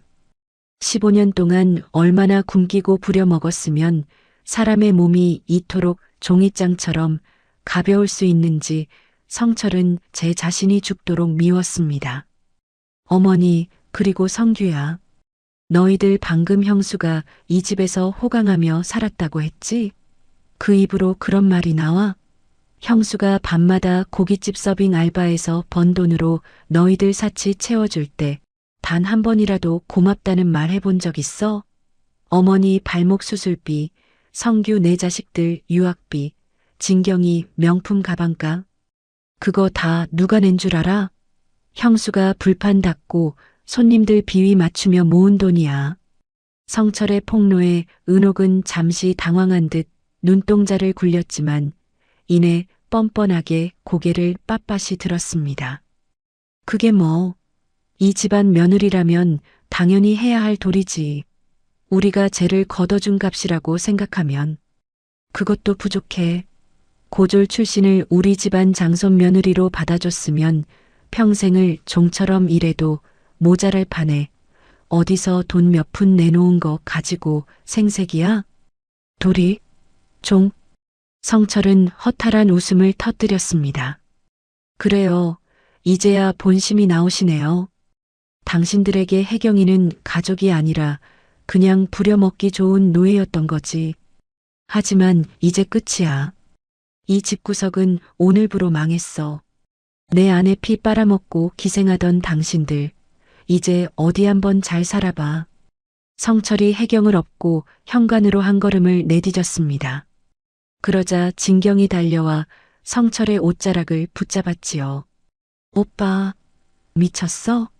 지금 나가면 오늘 할머니 잔치는 어떡하고 내일 아침 상은 누가 차려? 오빠 하나만 참으면 되잖아. 새언니 좀 쉬게 하고 오빠가 사과하면 엄마도 풀리실 텐데 왜 일을 크게 만들어? 진짜 이기적인 거 아니야? 성철은 진경의 손을 거칠게 뿌리쳤습니다. 이기적? 내 입에서 나올 소리는 아니지. 너희들은 사람이 아니야. 짐승보다 못한 괴물들이지. 성철은 현관을 향해 포효하듯 선언했습니다. 오늘부로 나 강성철은 이 집과 인연을 끊는다. 어머니, 다시는 우리 찾아오지 마세요. 만약 한 번이라도 혜경이 앞에 나타나서 그 더러운 입 놀리면 그땐 나도 내가 무슨 짓을 할지 모릅니다. 오늘부로 당신들은 내 어머니도 내 동생들도 아니야. 성철아, 너 지금 제정신이니? 내가 어떻게 애미한테 파문을 선언해. 너 배은망덕한 놈이야. 너 키워준 공이 얼마인데 저 계집 하나 때문에 천륜을 저버려. 은옥의 비명에 성철은 단호하게 뒤를 돌아보았습니다. 배은망덕? 아니, 이건 정당한 대가야. 당신들이 혜경이에게 저지른 죄에 대한 대가. 오늘 이후로 단 1원도 이 집구석에 들어가는 일은 없을 겁니다. 성규 내 사업 자금, 어머니 용돈, 전부 끊을 줄 알아. 당신들이 무시하던 혜경이 돈 없이 어디 한번 호강하며 잘 사나 보자고. 성철의 말에 성규와 수경의 안색이 순식간에 잿빛으로 변했습니다. 그들은 혜경을 멸시하면서도 그녀가 벌어오는 돈에는 철저히 기생해왔던 것이지요. 성규는 다급해진 듯 목소리를 낮췄습니다. 형 좀 진정해봐. 우리가 말이 좀 심하긴 했지만 그게 다 집안 잘 되자고 한 소리지. 일단 형수 눕히고 얘기하자고. 응? 더러운 손 치워. 성철은 성규의 손을 밀쳐내고 현관문을 열어젖혔습니다. 차가운 밤 공기가 집안의 역겨운 냄새를 걷어내듯 들이닥쳤습니다.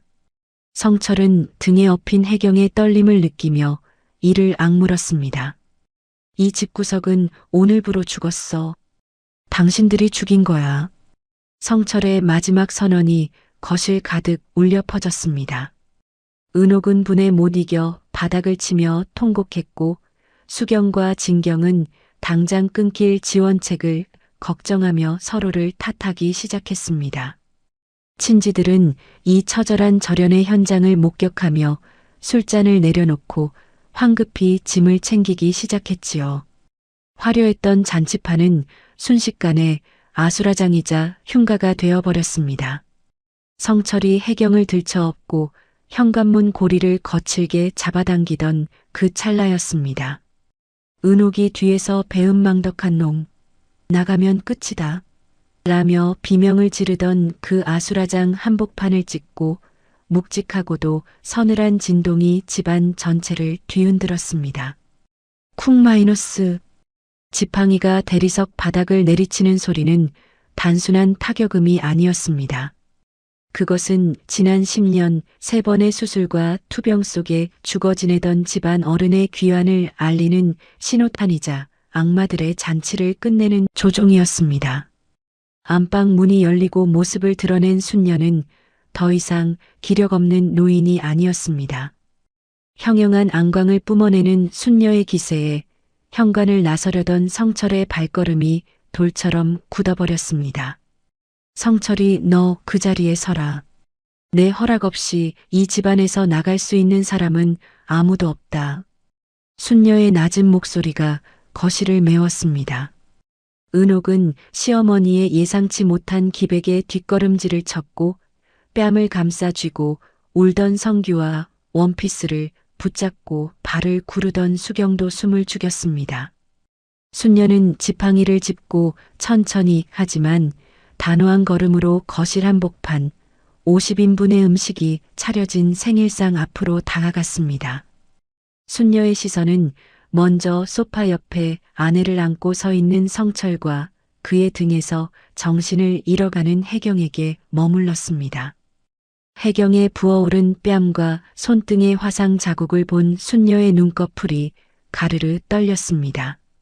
15년 전 가난하지만 맑은 눈을 가졌던 아이를 집안에 들였던 기억, 자신이 아파 누워있을 때 제 자식들도 외면한 병실에서 밤새 다리를 주물러주던 혜경의 온기가 순녀의 심장을 난도질했습니다. 순녀는 떨리는 손으로 지팡이를 꽉 쥐었습니다.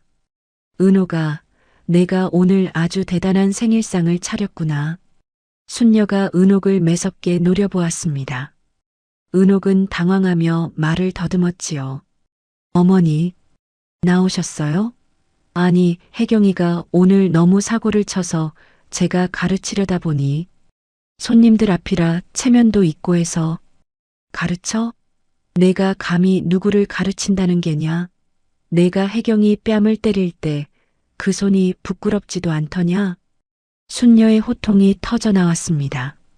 순녀는 지팡이를 휘둘러 식탁 끝에 놓인 화려한 수입 도자기 그릇들을 바닥으로 쓸어버렸습니다. 쨍그랑, 쨍그랑.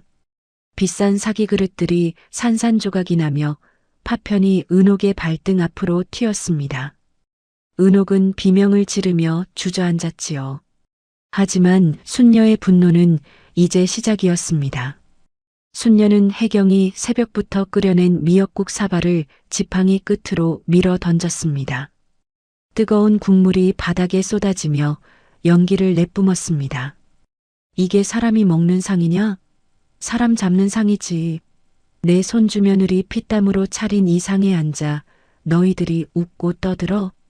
은옥이 너 혜경이가 고깃집에서 불판 닦고 서빙해서 번 돈으로 내 딸 가방 사주고 내 아들 용돈 됐다며?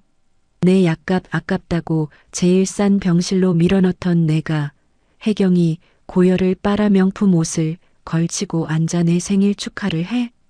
순녀의 폭로가 이어지자 거실에 모인 친지들 사이에서 경악 섞인 웅성거림이 터져 나왔습니다.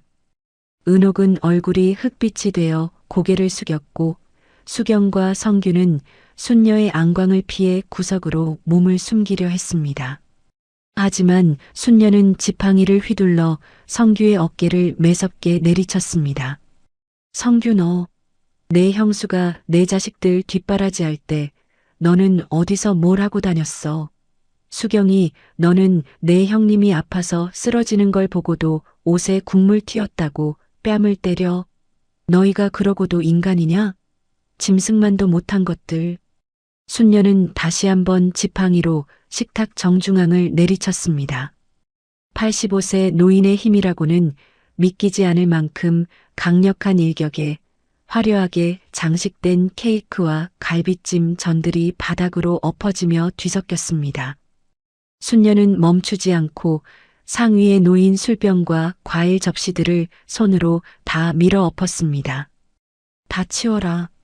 이 역겨운 냄새 나는 상, 내 생일날 다시는 보고 싶지 않다. 혜경이가 흘린 눈물이 이 상 위에 가득한데 내가 이 음식을 먹고 천수를 누릴 것 같으냐? 이게 어디 생일상이야? 혜경이 잡아먹는 저주받은 상이지. 순녀는 뒤집어 엎어진 생일상을 발로 걷어차며 소리쳤습니다. 은옥이 울면서 순녀의 바짓가랑이를 붙잡았습니다. 어머니, 잘못했어요. 제가 잠시 미쳤었나 봐요. 제발 진정하세요. 어른들 다 보고 계시잖아요. 어른들? 내 행실이 이 모양인데 어떤 어른이 너를 사람 대접해 줄 것 같으냐? 이 손 치워라. 더러운 손으로 어디를 만져. 순녀는 지팡이 끝으로 은옥의 손을 거칠게 밀어냈습니다. 그리고는 성철을 향해 고개를 돌렸습니다. 성철은 아내를 업은 채 이 처절하고도 장엄한 심판을 피눈물을 흘리며 지켜보고 있었습니다. 순녀의 눈에는 이제 노여움 대신 혜경을 향한 깊은 비애가 서렸습니다. 성철아, 혜경이 데리고 지금 당장 나가라. 이 집안의 썩은 고름은 내가 오늘 죽는 한이 있더라도 다 짜내고 말 것이니 너는 뒤도 돌아보지 말고 저 불쌍한 아이부터 살려내라. 혜경이가 젖골이 되도록 방치한 너도 죄인이지만 지금은 저 아이를 살리는 게 먼저다. 성철은 할머니의 기세에 눌려 그리고 죄책감에 고개를 숙였습니다. 할머니, 죄송합니다. 혜경이 꼭 살리겠습니다. 성철이 혜경을 업고 다시 현관으로 향했습니다. 은옥이 성철아 하고 소리를 질렀지만 순녀가 지팡이를 휘둘러 은옥의 앞을 가로막았습니다. 한 발짝이라도 움직여봐라. 내 오늘 내 놈들 다리를 다 분질러 놓을 테니. 혜경이가 이 집에서 15년 동안 어떻게 살았는지 너희들이 오늘 밤 똑똑히 듣게 될 게다. 성철은 혜경을 업고 마당을 가로질렀습니다. 등 뒤로 그릇 깨지는 소리와 순녀의 포효, 그리고 은옥과 성규의 비명이 엉켜 들려왔습니다. 그것은 15년 지옥의 성벽이 무너져 내리는 소리였습니다. 혜경의 뜨거운 숨결이 성철의 목덜미에 닿았습니다. 여보, 이제 괜찮아. 할머니가 다 해주실 거야. 성철은 혜경을 차에 싣고 시동을 걸었습니다. 차창 밖으로 보이는 집안의 풍경은 아수라장 그 자체였습니다. 순녀는 지팡이를 휘두르며 거실을 휘젓고 있었고 은옥은 바닥을 기며 울고 있었지요. 성철은 가속 페달을 밟았습니다. 파주의 저택이 멀어질수록 혜경의 호흡은 조금씩 안정을 찾아갔습니다.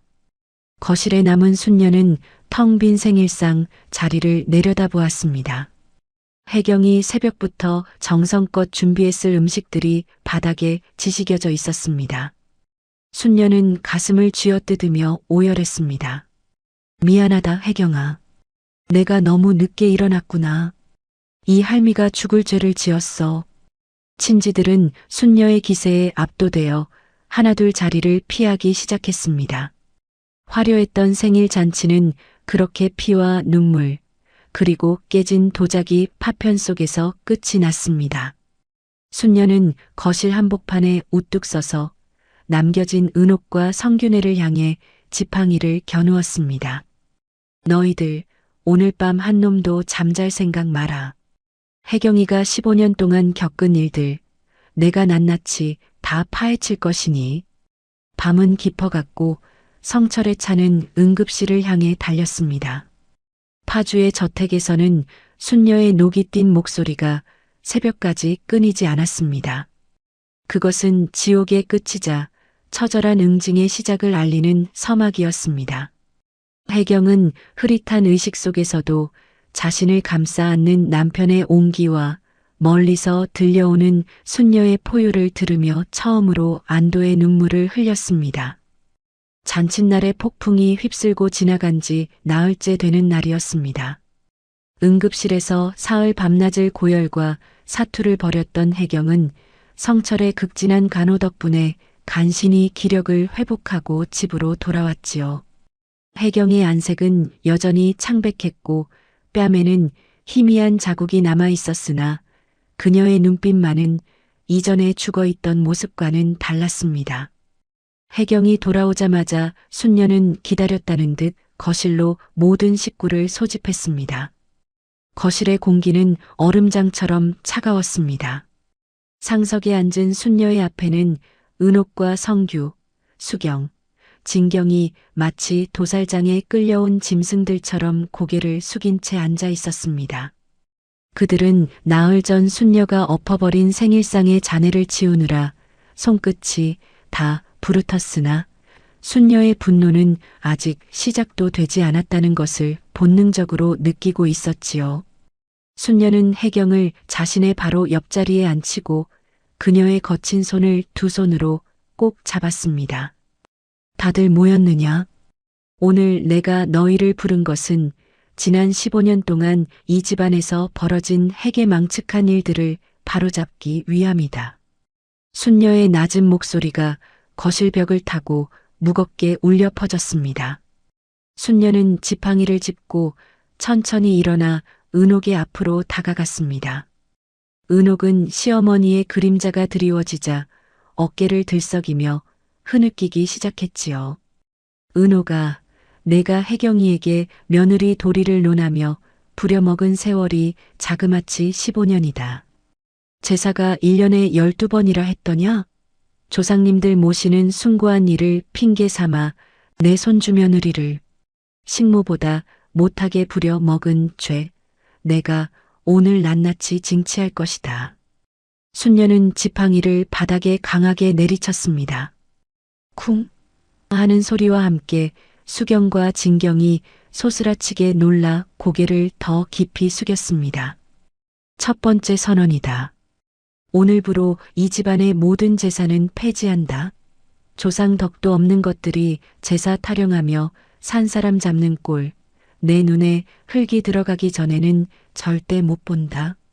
앞으로 제사는 기일마다 따로 지내지 않고 1년에 딱 한 번 합제사로만 지낼 것이니 그리 알아라. 그마저도 혜경이가 손대는 일은 절대 없을 것이다. 은옥이 당황하여 어머니, 그래도 조상님들께 드리는 예우가 라며 입을 뗐으나 순녀의 섯을 펄은 일갈이 은옥의 말을 가로막았습니다. 예우? 산 사람을 짐승처럼 패고 굶기는 것들이 무슨 예우를 따져. 조상님들이 살아계셨다면 너희 같은 것들부터 벼락을 내리셨을 게다. 입 닥치고 내 명령만 들어라. 만약 한 번이라도 제사 핑계대며 혜경이 부르는 놈이 있다면 그날로 이 집안 족보에서 파버릴 테니까. 순녀의 선언은 단호했습니다. 15년간 혜경의 어깨를 짓눌렀던 무거운 제사의 굴레가 단칼에 잘려나가는 순간이었지요. 하지만 순녀의 응징은 여기서 끝이 아니었습니다. 순녀는 이제 성규와 수경 쪽으로 고개를 돌렸습니다. 두 번째 선언이다. 혜경이가 이 집에서 15년 동안 독박으로 가사대소사를 맡아왔지? 공평하게 해야지 않겠느냐? 앞으로 15년 동안은 은옥이 너와 성균애, 그리고 진경이 너희들이 이 집안의 모든 일을 맡아라. 혜경이가 했던 청소, 빨래, 음식, 그리고 내수발까지 너희들이 똑같이 15년을 해야 할 것이다. 혜경이는 이제 손님처럼 이 집에 앉아 너희가 차려주는 밥상을 받을 것이야. 수경은 믿기지 않는다는 듯 비명을 지르듯 소리쳤습니다. 할머니, 15년이라니요? 저희가 어떻게 그 많은 일을 다 해요? 저 일 다니느라 바쁜 거 아시잖아요. 바빠? 혜경이는 밤마다 고깃집에서 일하면서도 이 집안일 다 해냈다. 내가 감히 어디서 바쁘다는 핑계를 대. 너희들이 명품 가방 사고 미장원 다닐 때 혜경이는 손마디가 굵어지도록 일했어. 이제 너희가 그 고통을 똑같이 느껴볼 차례다. 만약 단 하루라도 게으름을 피우거나 혜경이에게 도움을 요청하는 날엔 이 집에서 알거지로 쫓겨날 줄 알아라. 순녀의 섯을 퍼런 불호령에 수경은 바닥에 주저앉아 통곡했습니다. 진경 역시 사색이 되어 벌벌 떨었지요. 그들은 15년이라는 긴 세월 동안 혜경이 겪었던 노동의 무게를 이제야 실감하기 시작했습니다. 하지만 순녀는 눈 하나 깜짝하지 않았습니다. 오히려 성규를 지팡이로 가리키며 쐐기를 박았습니다. 성규, 너도 똑똑히 들어라. 내가 사업한답시고 형수 돈 가져다 쓴 거 내가 장부에 다 적어뒀다. 그 돈 다 갚을 때까지 너는 이 집에서 식충이처럼 밥 얻어먹을 생각 마라. 혜경이가 땀 흘려 번 돈, 너희가 가볍게 여긴 그 대가를 뼈저리게 치르게 해주마. 순녀의 심판이 끝나자 거실에는 처절한 울음소리만 가득했습니다. 은옥은 시어머니의 발치에 엎드려 잘못했다고 빌었으나 순녀는 차갑게 그 손을 뿌리쳤습니다. 순녀는 다시 혜경의 곁으로 돌아와 앉았습니다. 그리고는 혜경의 갈라진 손등을 어루만지며 끝내 참았던 눈물을 터뜨렸습니다. 혜경아, 아가, 내가 미안하다. 이 못난 할미가 죽을 죄를 지었어. 내가 눈이 멀어 내 고생을 모른 척했구나.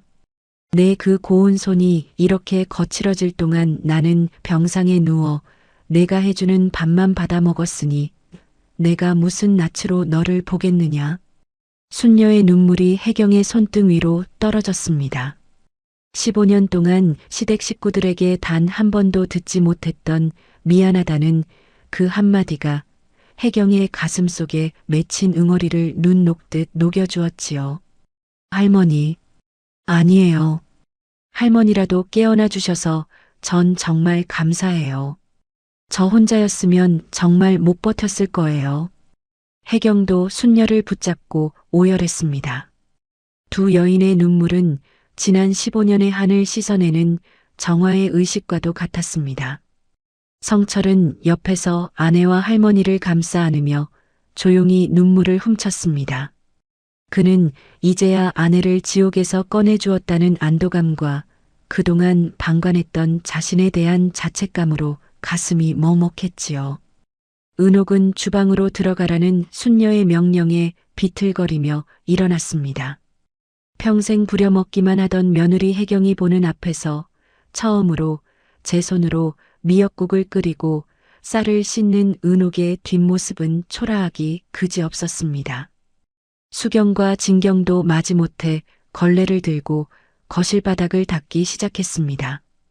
그들이 멸시했던 혜경의 일상이 얼마나 고된 것이었는지 이제 그들은 매 순간 뼈저리게 느끼게 될 것입니다. 순녀는 거실 한복판에 우뚝 서서 가족들을 감시했습니다. 그녀의 눈에는 더 이상 자비란 없었습니다. 오직 혜경이 받은 상처를 되돌려주겠다는 결연한 의지만이 가득했지요. 오늘부터 15년이다. 단 하루도 빼먹지 마라. 혜경이가 겪은 그 세월만큼 너희도 똑같이 말라 비틀어져 봐야 정신을 차릴 게다. 순녀의 독설은 정의로웠고 그녀의 눈물은 따뜻했습니다. 혜경은 소파에 기대어 창밖을 보았어요. 하늘은 어제보다 더 맑고 높았습니다. 15년 전 이 집에 들어오던 날의 두려움은 이제 사라졌습니다. 자신을 지켜주는 든든한 할머니와 남편, 그리고 드디어 시작된 처절한 응징의 현장 속에서 혜경은 처음으로 진정한 안식을 느꼈지요. 밤이 깊어지자 주방에서는 은옥의 서툰 칼질 소리가 들려왔고 거실에서는 수경과 진경의 신음 섞인 걸레질 소리가 이어졌습니다. 순녀는 혜경의 머리를 무릎에 뉘고 자장가를 부르듯 나직이 의조렸습니다. 아가, 이제 자거라. 내일 아침부턴 내가 이 집의 상전이니 아무 걱정 말고 푹 자거라. 혜경은 순녀의 따뜻한 손길을 느끼며 깊은 잠에 빠져들었습니다. 15년 만에 처음으로 가위 눌리지 않는 평온한 잠이었지요. 저택은 그렇게 죄를 지은 자들의 회한과 상처받은 자의 치유가 교차하는 밤을 맞이했어요. 순녀의 불호령은 어둠 속에서도 식지 않은 채 정의의 칼날처럼 집안 구석구석을 비추고 있었습니다. 은옥과 수경, 진경이 집안일에 비명을 지르며 주방에서 그릇을 깨뜨리고 걸레질을 하느라 정신없는 오후였습니다. 거실에는 15년 만에 처음으로 혜경이 끓인 것이 아닌 은옥이 땀을 뻘뻘 흘리며 서툴게 차려낸 밥상의 냄새가 진동했지요. 순녀는 그 소란을 뒤로 한 채 성철과 혜경을 조용히 자신의 안방으로 불러들였습니다. 순녀의 방은 집안의 그 어느 곳보다 고요하고 엄숙했습니다. 문을 걸어 잠근 순녀는 장롱 깊숙한 곳에서 낡았지만 고급스러운 자개함을 꺼내 식탁 위에 올렸습니다. 성철과 혜경은 영문을 모른 채 긴장된 표정으로 할머니를 바라보았지요. 순녀는 떨리는 손으로 자개함의 열쇠를 돌렸습니다. 그 안에는 빛바랜 서류 뭉치들과 함께 묵직한 등기권리증 2권이 담겨 있었습니다. 혜경아, 성철아, 가까이 와서 이것 좀 보거라. 순녀의 부름에 두 사람이 다가앉자 순녀는 등기권리증을 펼쳐 혜경의 무릎 위에 올려놓았습니다. 하나는 강남 요지에 위치한 5층 규모의 메디컬 빌딩이었고 다른 하나는 성수동의 알짜배기 상가 건물이었습니다. 은옥을 비롯한 시댁 식구들이 그토록 탐내며 순녀의 비위를 맞췄던, 하지만 끝내 행방을 알 수 없었던 순녀의 마지막 자선이자 집안의 명줄이었지요. 할머니, 이게 다 뭐예요? 설마 그동안 숨겨두셨던. 성철이 경악하며 묻자 순녀는 힘겹게 고개를 끄덕였습니다. 그래, 내 애미 은옥이가 내 눈치를 보며 수발을 드는 척했던 이유, 성규 저놈이 사업한답시고 내 주변을 맴돌았던 이유가 바로 이것들이지. 하지만 나는 지난 10년 동안 단 한 번도 이 서류들을 꺼낼 생각을 하지 않았다. 저 탐욕스러운 것들에게 이 건물을 넘겨주는 순간 우리 집안은 정말로 끝장이 날 것이라는 걸 알았으니까. 순녀는 혜경의 거친 손등 위에 자신의 손을 겹쳐 올렸습니다. 그리고는 혜경의 눈을 똑바로 응시하며 말을 이었습니다. 혜경아, 너는 이 집안에 시집와서 15년 동안 며느리가 아니라 종처럼 살았다. 은옥이는 너를 식모 취급했고 성규와 수경이는 너를 돈 벌어오는 기계로 여겼지. 하지만 내게 너는 이 집안의 며느리가 아니라 내 꺼져가는 숨을 붙들어준 생명줄이었다. 순녀의 목소리가 젖어들었습니다. 그녀는 서랍에서 혜경도 모르게 기록해두었던 낡은 수첩 하나를 더 꺼냈습니다. 거기에는 혜경이 밤늦게 고깃집에서 돌아와 조용히 순녀의 방에 들어와 젖은 수건으로 몸을 닦아주던 날짜들, 순녀가 의식이 희미할 때 혜경이 곁에서 읽어주던 책 제목들, 그리고 은옥 몰래 순녀의 입술에 물을 죽여주던 혜경의 헌신적인 순간들이 빼곡히 적혀 있었습니다. 내 애미는 내가 잠든 줄 알고 내 지갑을 뒤지고 재산 행방을 물었지만 너는 내 차가운 발을 내 가슴에 품고 체온으로 녹여주었다. 내가 10년 만에 기적처럼 일어난 건 의사놈들의 약 덕분이 아니다. 매일 밤 내 손을 잡고 할머니, 제발 일어나세요. 저 너무 힘들어요라고 울며 기도하던 내 간절함이 나를 깨운 게야. 순녀의 고백에 혜경은 참아왔던 눈물을 다시 터뜨렸습니다. 15년 동안 자신이 했던 노력이 헛되지 않았음을, 누군가는 자신의 진심을 온전히 지켜보고 있었음을 깨닫는 순간이었지요. 성철 역시 할머니의 고백 앞에 고개를 숙인 채 어깨를 들썩였습니다. 이 빌딩 두 채, 오늘부로 전부 너 혜경이 앞으로 증여한다. 성철이 너도 토 달지 마라. 이건 내 마누라가 15년 동안 피눈물 흘리며 산 목숨값이다. 내 애미와 동생들에게는 절대로 비밀로 해라. 그 인간들은 평생 이 재산의 행방을 쫓으며 자기들끼리 물어뜯고 싸우다 말라 죽게 내버려 둘 것이야. 그게 내가 내리는 마지막 형벌이다. 순녀의 선언은 서슬퍼런 복수이자 위대한 보상이었습니다. 평생 혜경의 고열을 빨아 명품 가방을 사고 사치를 일삼던 은옥과 수경은 이제 혜경이 소유한 건물의 월세로 살아가야 하는 처지가 된 것이지요. 물론 그들은 그 사실조차 모른 채 혜경이 주는 생활비 몇 푼에 감사하며 평생 가사를 수행해야 할 운명이었습니다. 할머니, 저 이런 거 바라고 한 일 아니에요. 저는 그냥 할머니가 좋아서. 혜경이 손사래를 쳤지만 순녀는 혜경의 입술을 손가락으로 지그시 눌렀습니다. 아가, 내가 욕심이 있었다면 진작에 은옥이와 손잡고 내 재산을 빼돌렸겠지. 하지만 너는 그러지 않았다. 그래서 내가 이 선물을 받을 자격이 있는 것이다. 이제 이 돈으로 내 아들 유학도 보내고 너도 고깃집 불판 같은 거 다 때려치우고 내가 하고 싶었던 공부도 하며 살아라.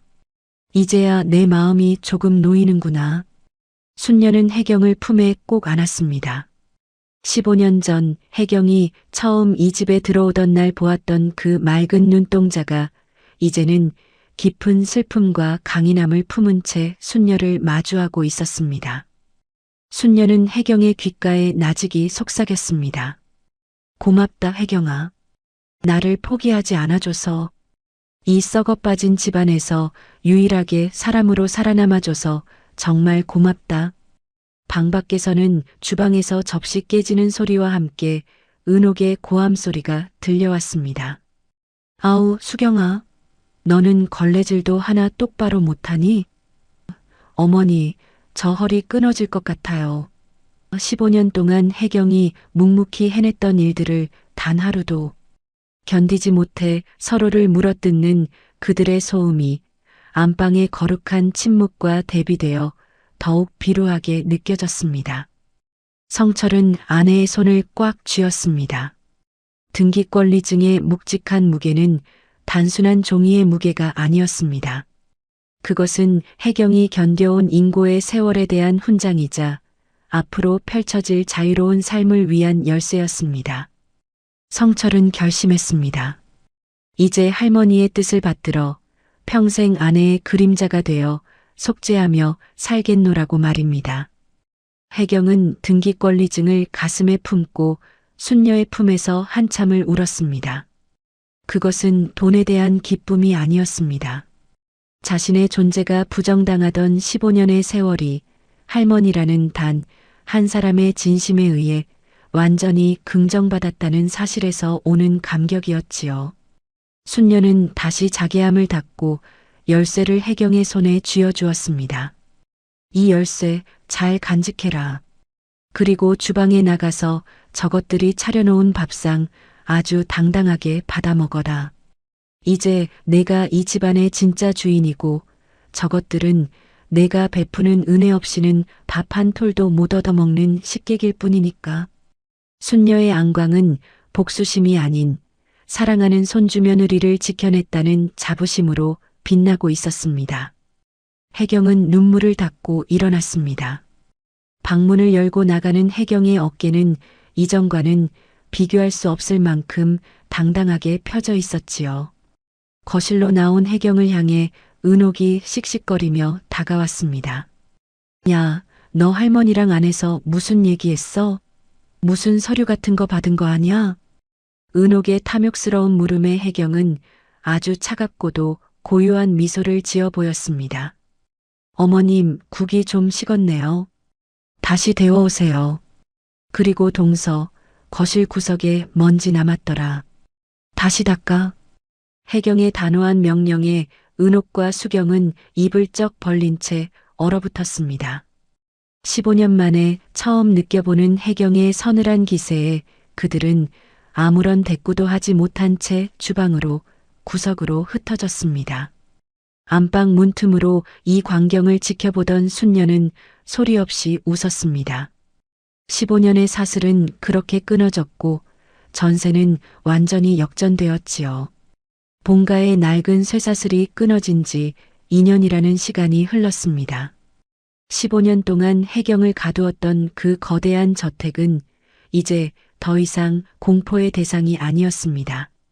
눈을 뜨면 시계추처럼 주방으로 달려가야 했던 강박은 사라졌고 그 자리에는 정갈한 책 냄새와 자신의 이름을 내건 새로운 인생의 계획표가 자리 잡았습니다. 혜경은 이제 단순히 빌딩 두 채를 가진 자산가에 머물지 않았습니다. 그녀는 못다한 공부를 시작해 한식조리 명인 과정을 밟으며 시댁의 가스라이팅에 짓눌려 있던 자신의 재능을 세상 밖으로 끄집어내는 주체적인 여성으로 거듭나 있었습니다. 겨울서리가 내려앉은 아침, 시가의 거실은 여전히 분주했습니다. 하지만 2년 전과 비교하면 주연과 조연이 완전히 뒤바뀌어 있었지요. 은옥은 헝클어진 머리를 뒤로 한 채 주방에서 땀을 뻘뻘 흘리며 조식 준비에 여념이 없었습니다. 평생 남이 차려준 밥상만 받아먹던 그녀의 손은 이미 거칠어질 대로 거칠어져 있었고 화려했던 손톱 정리는 꿈도 꾸지 못하는 처지가 되었습니다. 아이고 허리야. 수경아, 너는 아직도 거실 바닥을 다 못 닦았니? 곧 혜경이 일어날 시간이야.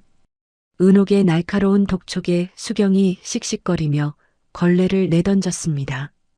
2년 전 혜경에게 국물을 쏟았다며 뺨을 그 오만함은 온데간데없고 이제는 시어머니와 가사분담을 놓고 매일같이 진흙탕 싸움을 벌이는 신세가 되었지요. 어머니, 저도 손가락 관절염 걸릴 것 같아요. 형님은 대학원 수업 가신다고 짐 챙기시던데 우리는 이게 뭐예요? 진짜 15년을 이렇게 살아야 하는 거예요? 할머니 눈 시퍼렇게 뜨고 계신 거 안 보여? 너 한 달 생활비 끊기고 싶어? 혜경이가 주는 월급 없으면 내 남편 사업 자금은 어디서 구하고 내 쇼핑은 무슨 돈으로 할 건데? 입 닥치고 닦기나 해. 두 여인의 비굴한 다툼이 거실벽을 타고 울려 퍼졌습니다. 순녀는 소파 상석에 앉아 그 꼴을 차갑게 지켜보고 있었습니다. 지팡이를 짚은 노인의 안광은 여전히 매서웠고 그녀의 시선은 오직 안방에서 당당하게 걸어 나오는 혜경에게만 따뜻하게 머물렀습니다. 혜경은 세련된 정장 차림에 한식 연구 논문이 담긴 서류 가방을 들고 방을 나섰습니다. 2년 전에 초췌했던 모습은 흔적도 없었습니다. 대학원에서 조리학 석사 과정을 밟으며 밤새 공부하며 자신만의 레시피를 정립해가는 그녀의 얼굴에서는 전문가 특유의 자부심과 지적인 우아함이 묻어났지요. 성철 역시 아내의 성장을 돕는 가장 든든한 조력자가 되어 그녀의 스케줄러를 꼼꼼히 챙기고 있었습니다. 할머니, 저 오늘 논문 발표 있는 날이라 끝나고 성철 씨랑 바로 공항으로 가야 할 것 같아요. 혜경이 순녀의 손을 따뜻하게 잡으며 인사했습니다. 순녀는 흐뭇한 미소를 지으며 손주 며느리의 손등을 토닥였습니다. 그래, 우리 장한 혜경이. 내 실력이면 분명 교수들도 깜짝 놀랄 게다. 15년 동안 그 모진 세월 견디며 차려낸 밥상이 어디 보통 공력이겠느냐. 이제 그 재주를 남 좋은 일 시키지 말고 내 이름을 위해 써라. 순녀의 말에 혜경은 환하게 웃었습니다. 혜경은 주방 쪽으로 고개를 돌렸습니다. 은옥과 수경은 혜경과 눈이 마주치자마자 억지 미소를 지으며 앞치마에 손을 닦았습니다. 혜경아. 아니 아가. 아침 국간 좀 봐줄래? 내 입맛에 맞아야 할 텐데. 은옥이 비굴하게 국자를 내밀었지만 혜경은 단호하게 거절했습니다. 어머님, 제가 말씀드렸죠. 제가 먹는 음식은 제가 정한 기준이 있어요. 오늘 간이 안 맞으면 주방 대청소 다시 하셔야 할 거예요. 그리고 수경 동서, 거실 유리에 지문 남았더라. 내 눈에 띄지 않게 다시 닦아줘. 혜경의 차분하면서도 서늘한 명령에 두 여인은 입술을 깨물며 네 하고 대답할 뿐이었습니다. 15년의 세월을 돌려주는 혜경의 방식은 폭력이 아니었습니다. 철저하게 가게를 장악하고 전문 지식과 자산의 힘으로 그들을 부하 직원처럼 다스리는 이성적인 통제였지요. 시댁 식구들은 이제 혜경이 소유한 건물의 임대료 없이는 단 하루도 품위 유지를 할 수 없는 기생적인 존재들로 전락했습니다. 성철은 아내를 에스코트하며 차에 올랐습니다. 시가의 웅장한 대문을 빠져나오며 성철이 운전대를 잡은 손을 혜경의 손 위에 겹쳤습니다. 여보, 오늘 발표 잘해. 당신 지난 2년 동안 밤잠 안 자고 공부한 거 내가 다 알잖아. 당신은 이제 단순한 건물주가 아니라 누군가에게 꿈을 주는 요리 연구가야. 고마워요, 성철 씨. 당신이 내 곁을 지켜주지 않았다면 나도 이렇게 용기 내지 못했을 거야. 대학원 강당에서 혜경의 발표가 시작되었습니다. 혜경은 전통 한식의 현대적 재해석과 며느리 서사의 식문화적 가치라는 주제로 좌중을 압도했습니다. 15년간 매일같이 차려냈던 수천 번의 밥상은 그녀에게 단순한 노동이 아니라 세상 그 누구도 흉내낼 수 없는 실전 데이터가 되어 있었습니다. 발표가 끝나자 교수들과 학생들의 기립박수가 터져 나왔습니다. 혜경은 단상 위에서 눈시울이 붉어졌습니다. 칭찬 한마디 들어본 적 없던 그 저택의 주방이 아닌 세상의 중심에서 자신의 가치를 인정받는 순간이었지요. 발표를 성공적으로 마친 혜경과 성철은 그 길로 인천공항으로 향했습니다. 결혼 15년 만에 처음으로 떠나는 해외여행이자 지옥 같던 과거로부터의 완벽한 탈출을 기념하는 신혼여행과도 같은 비행이었습니다. 공항 라운지에서 혜경은 자신의 이름이 새겨진 명함을 물끄러미 바라보았습니다. 한식조리연구소 대표 김혜경. 그 짧은 문구에 담긴 15년의 무게가 주마등처럼 스쳐 지나갔습니다. 보딩 시작하네요. 여보, 가자. 성철의 부름에 혜경은 가벼운 발걸음으로 게이트를 향했습니다. 비즈니스석에 몸을 싣고 창밖을 내다보자 발밑으로 구름이 융단처럼 깔리기 시작했습니다. 비행기가 고도를 높일수록 은옥의 히스테릭한 고함도 수경의 비아냥도 아주 작은 점이 되어 사라졌습니다. 성철 씨, 나 이제 정말 자유로워진 것 같아. 내 이름으로 불리고 내 일을 하고 내 돈으로 당신이랑 이렇게 여행을 가고 이게 진짜 삶인 거지? 혜경은 샴페인 잔을 들어 올리며 창밖의 석양을 마주했습니다. 구름 위에서 보는 태양은 땅 위에서 보던 것보다 훨씬 더 찬란하고 뜨거웠습니다. 그녀는 이제 더 이상 누군가의 희생을 담보로 차려지는 밥상을 용납하지 않을 것입니다. 자신의 삶을 스스로 요리하고 그 맛을 온전히 누리는 당당한 주인이 되었으니까요. 비행기가 대양을 가로질러 나아가는 동안 혜경은 잠시 눈을 붙였습니다. 꿈속에서 그녀는 더 이상 주방 가스불 앞에서 떨고 있지 않았습니다.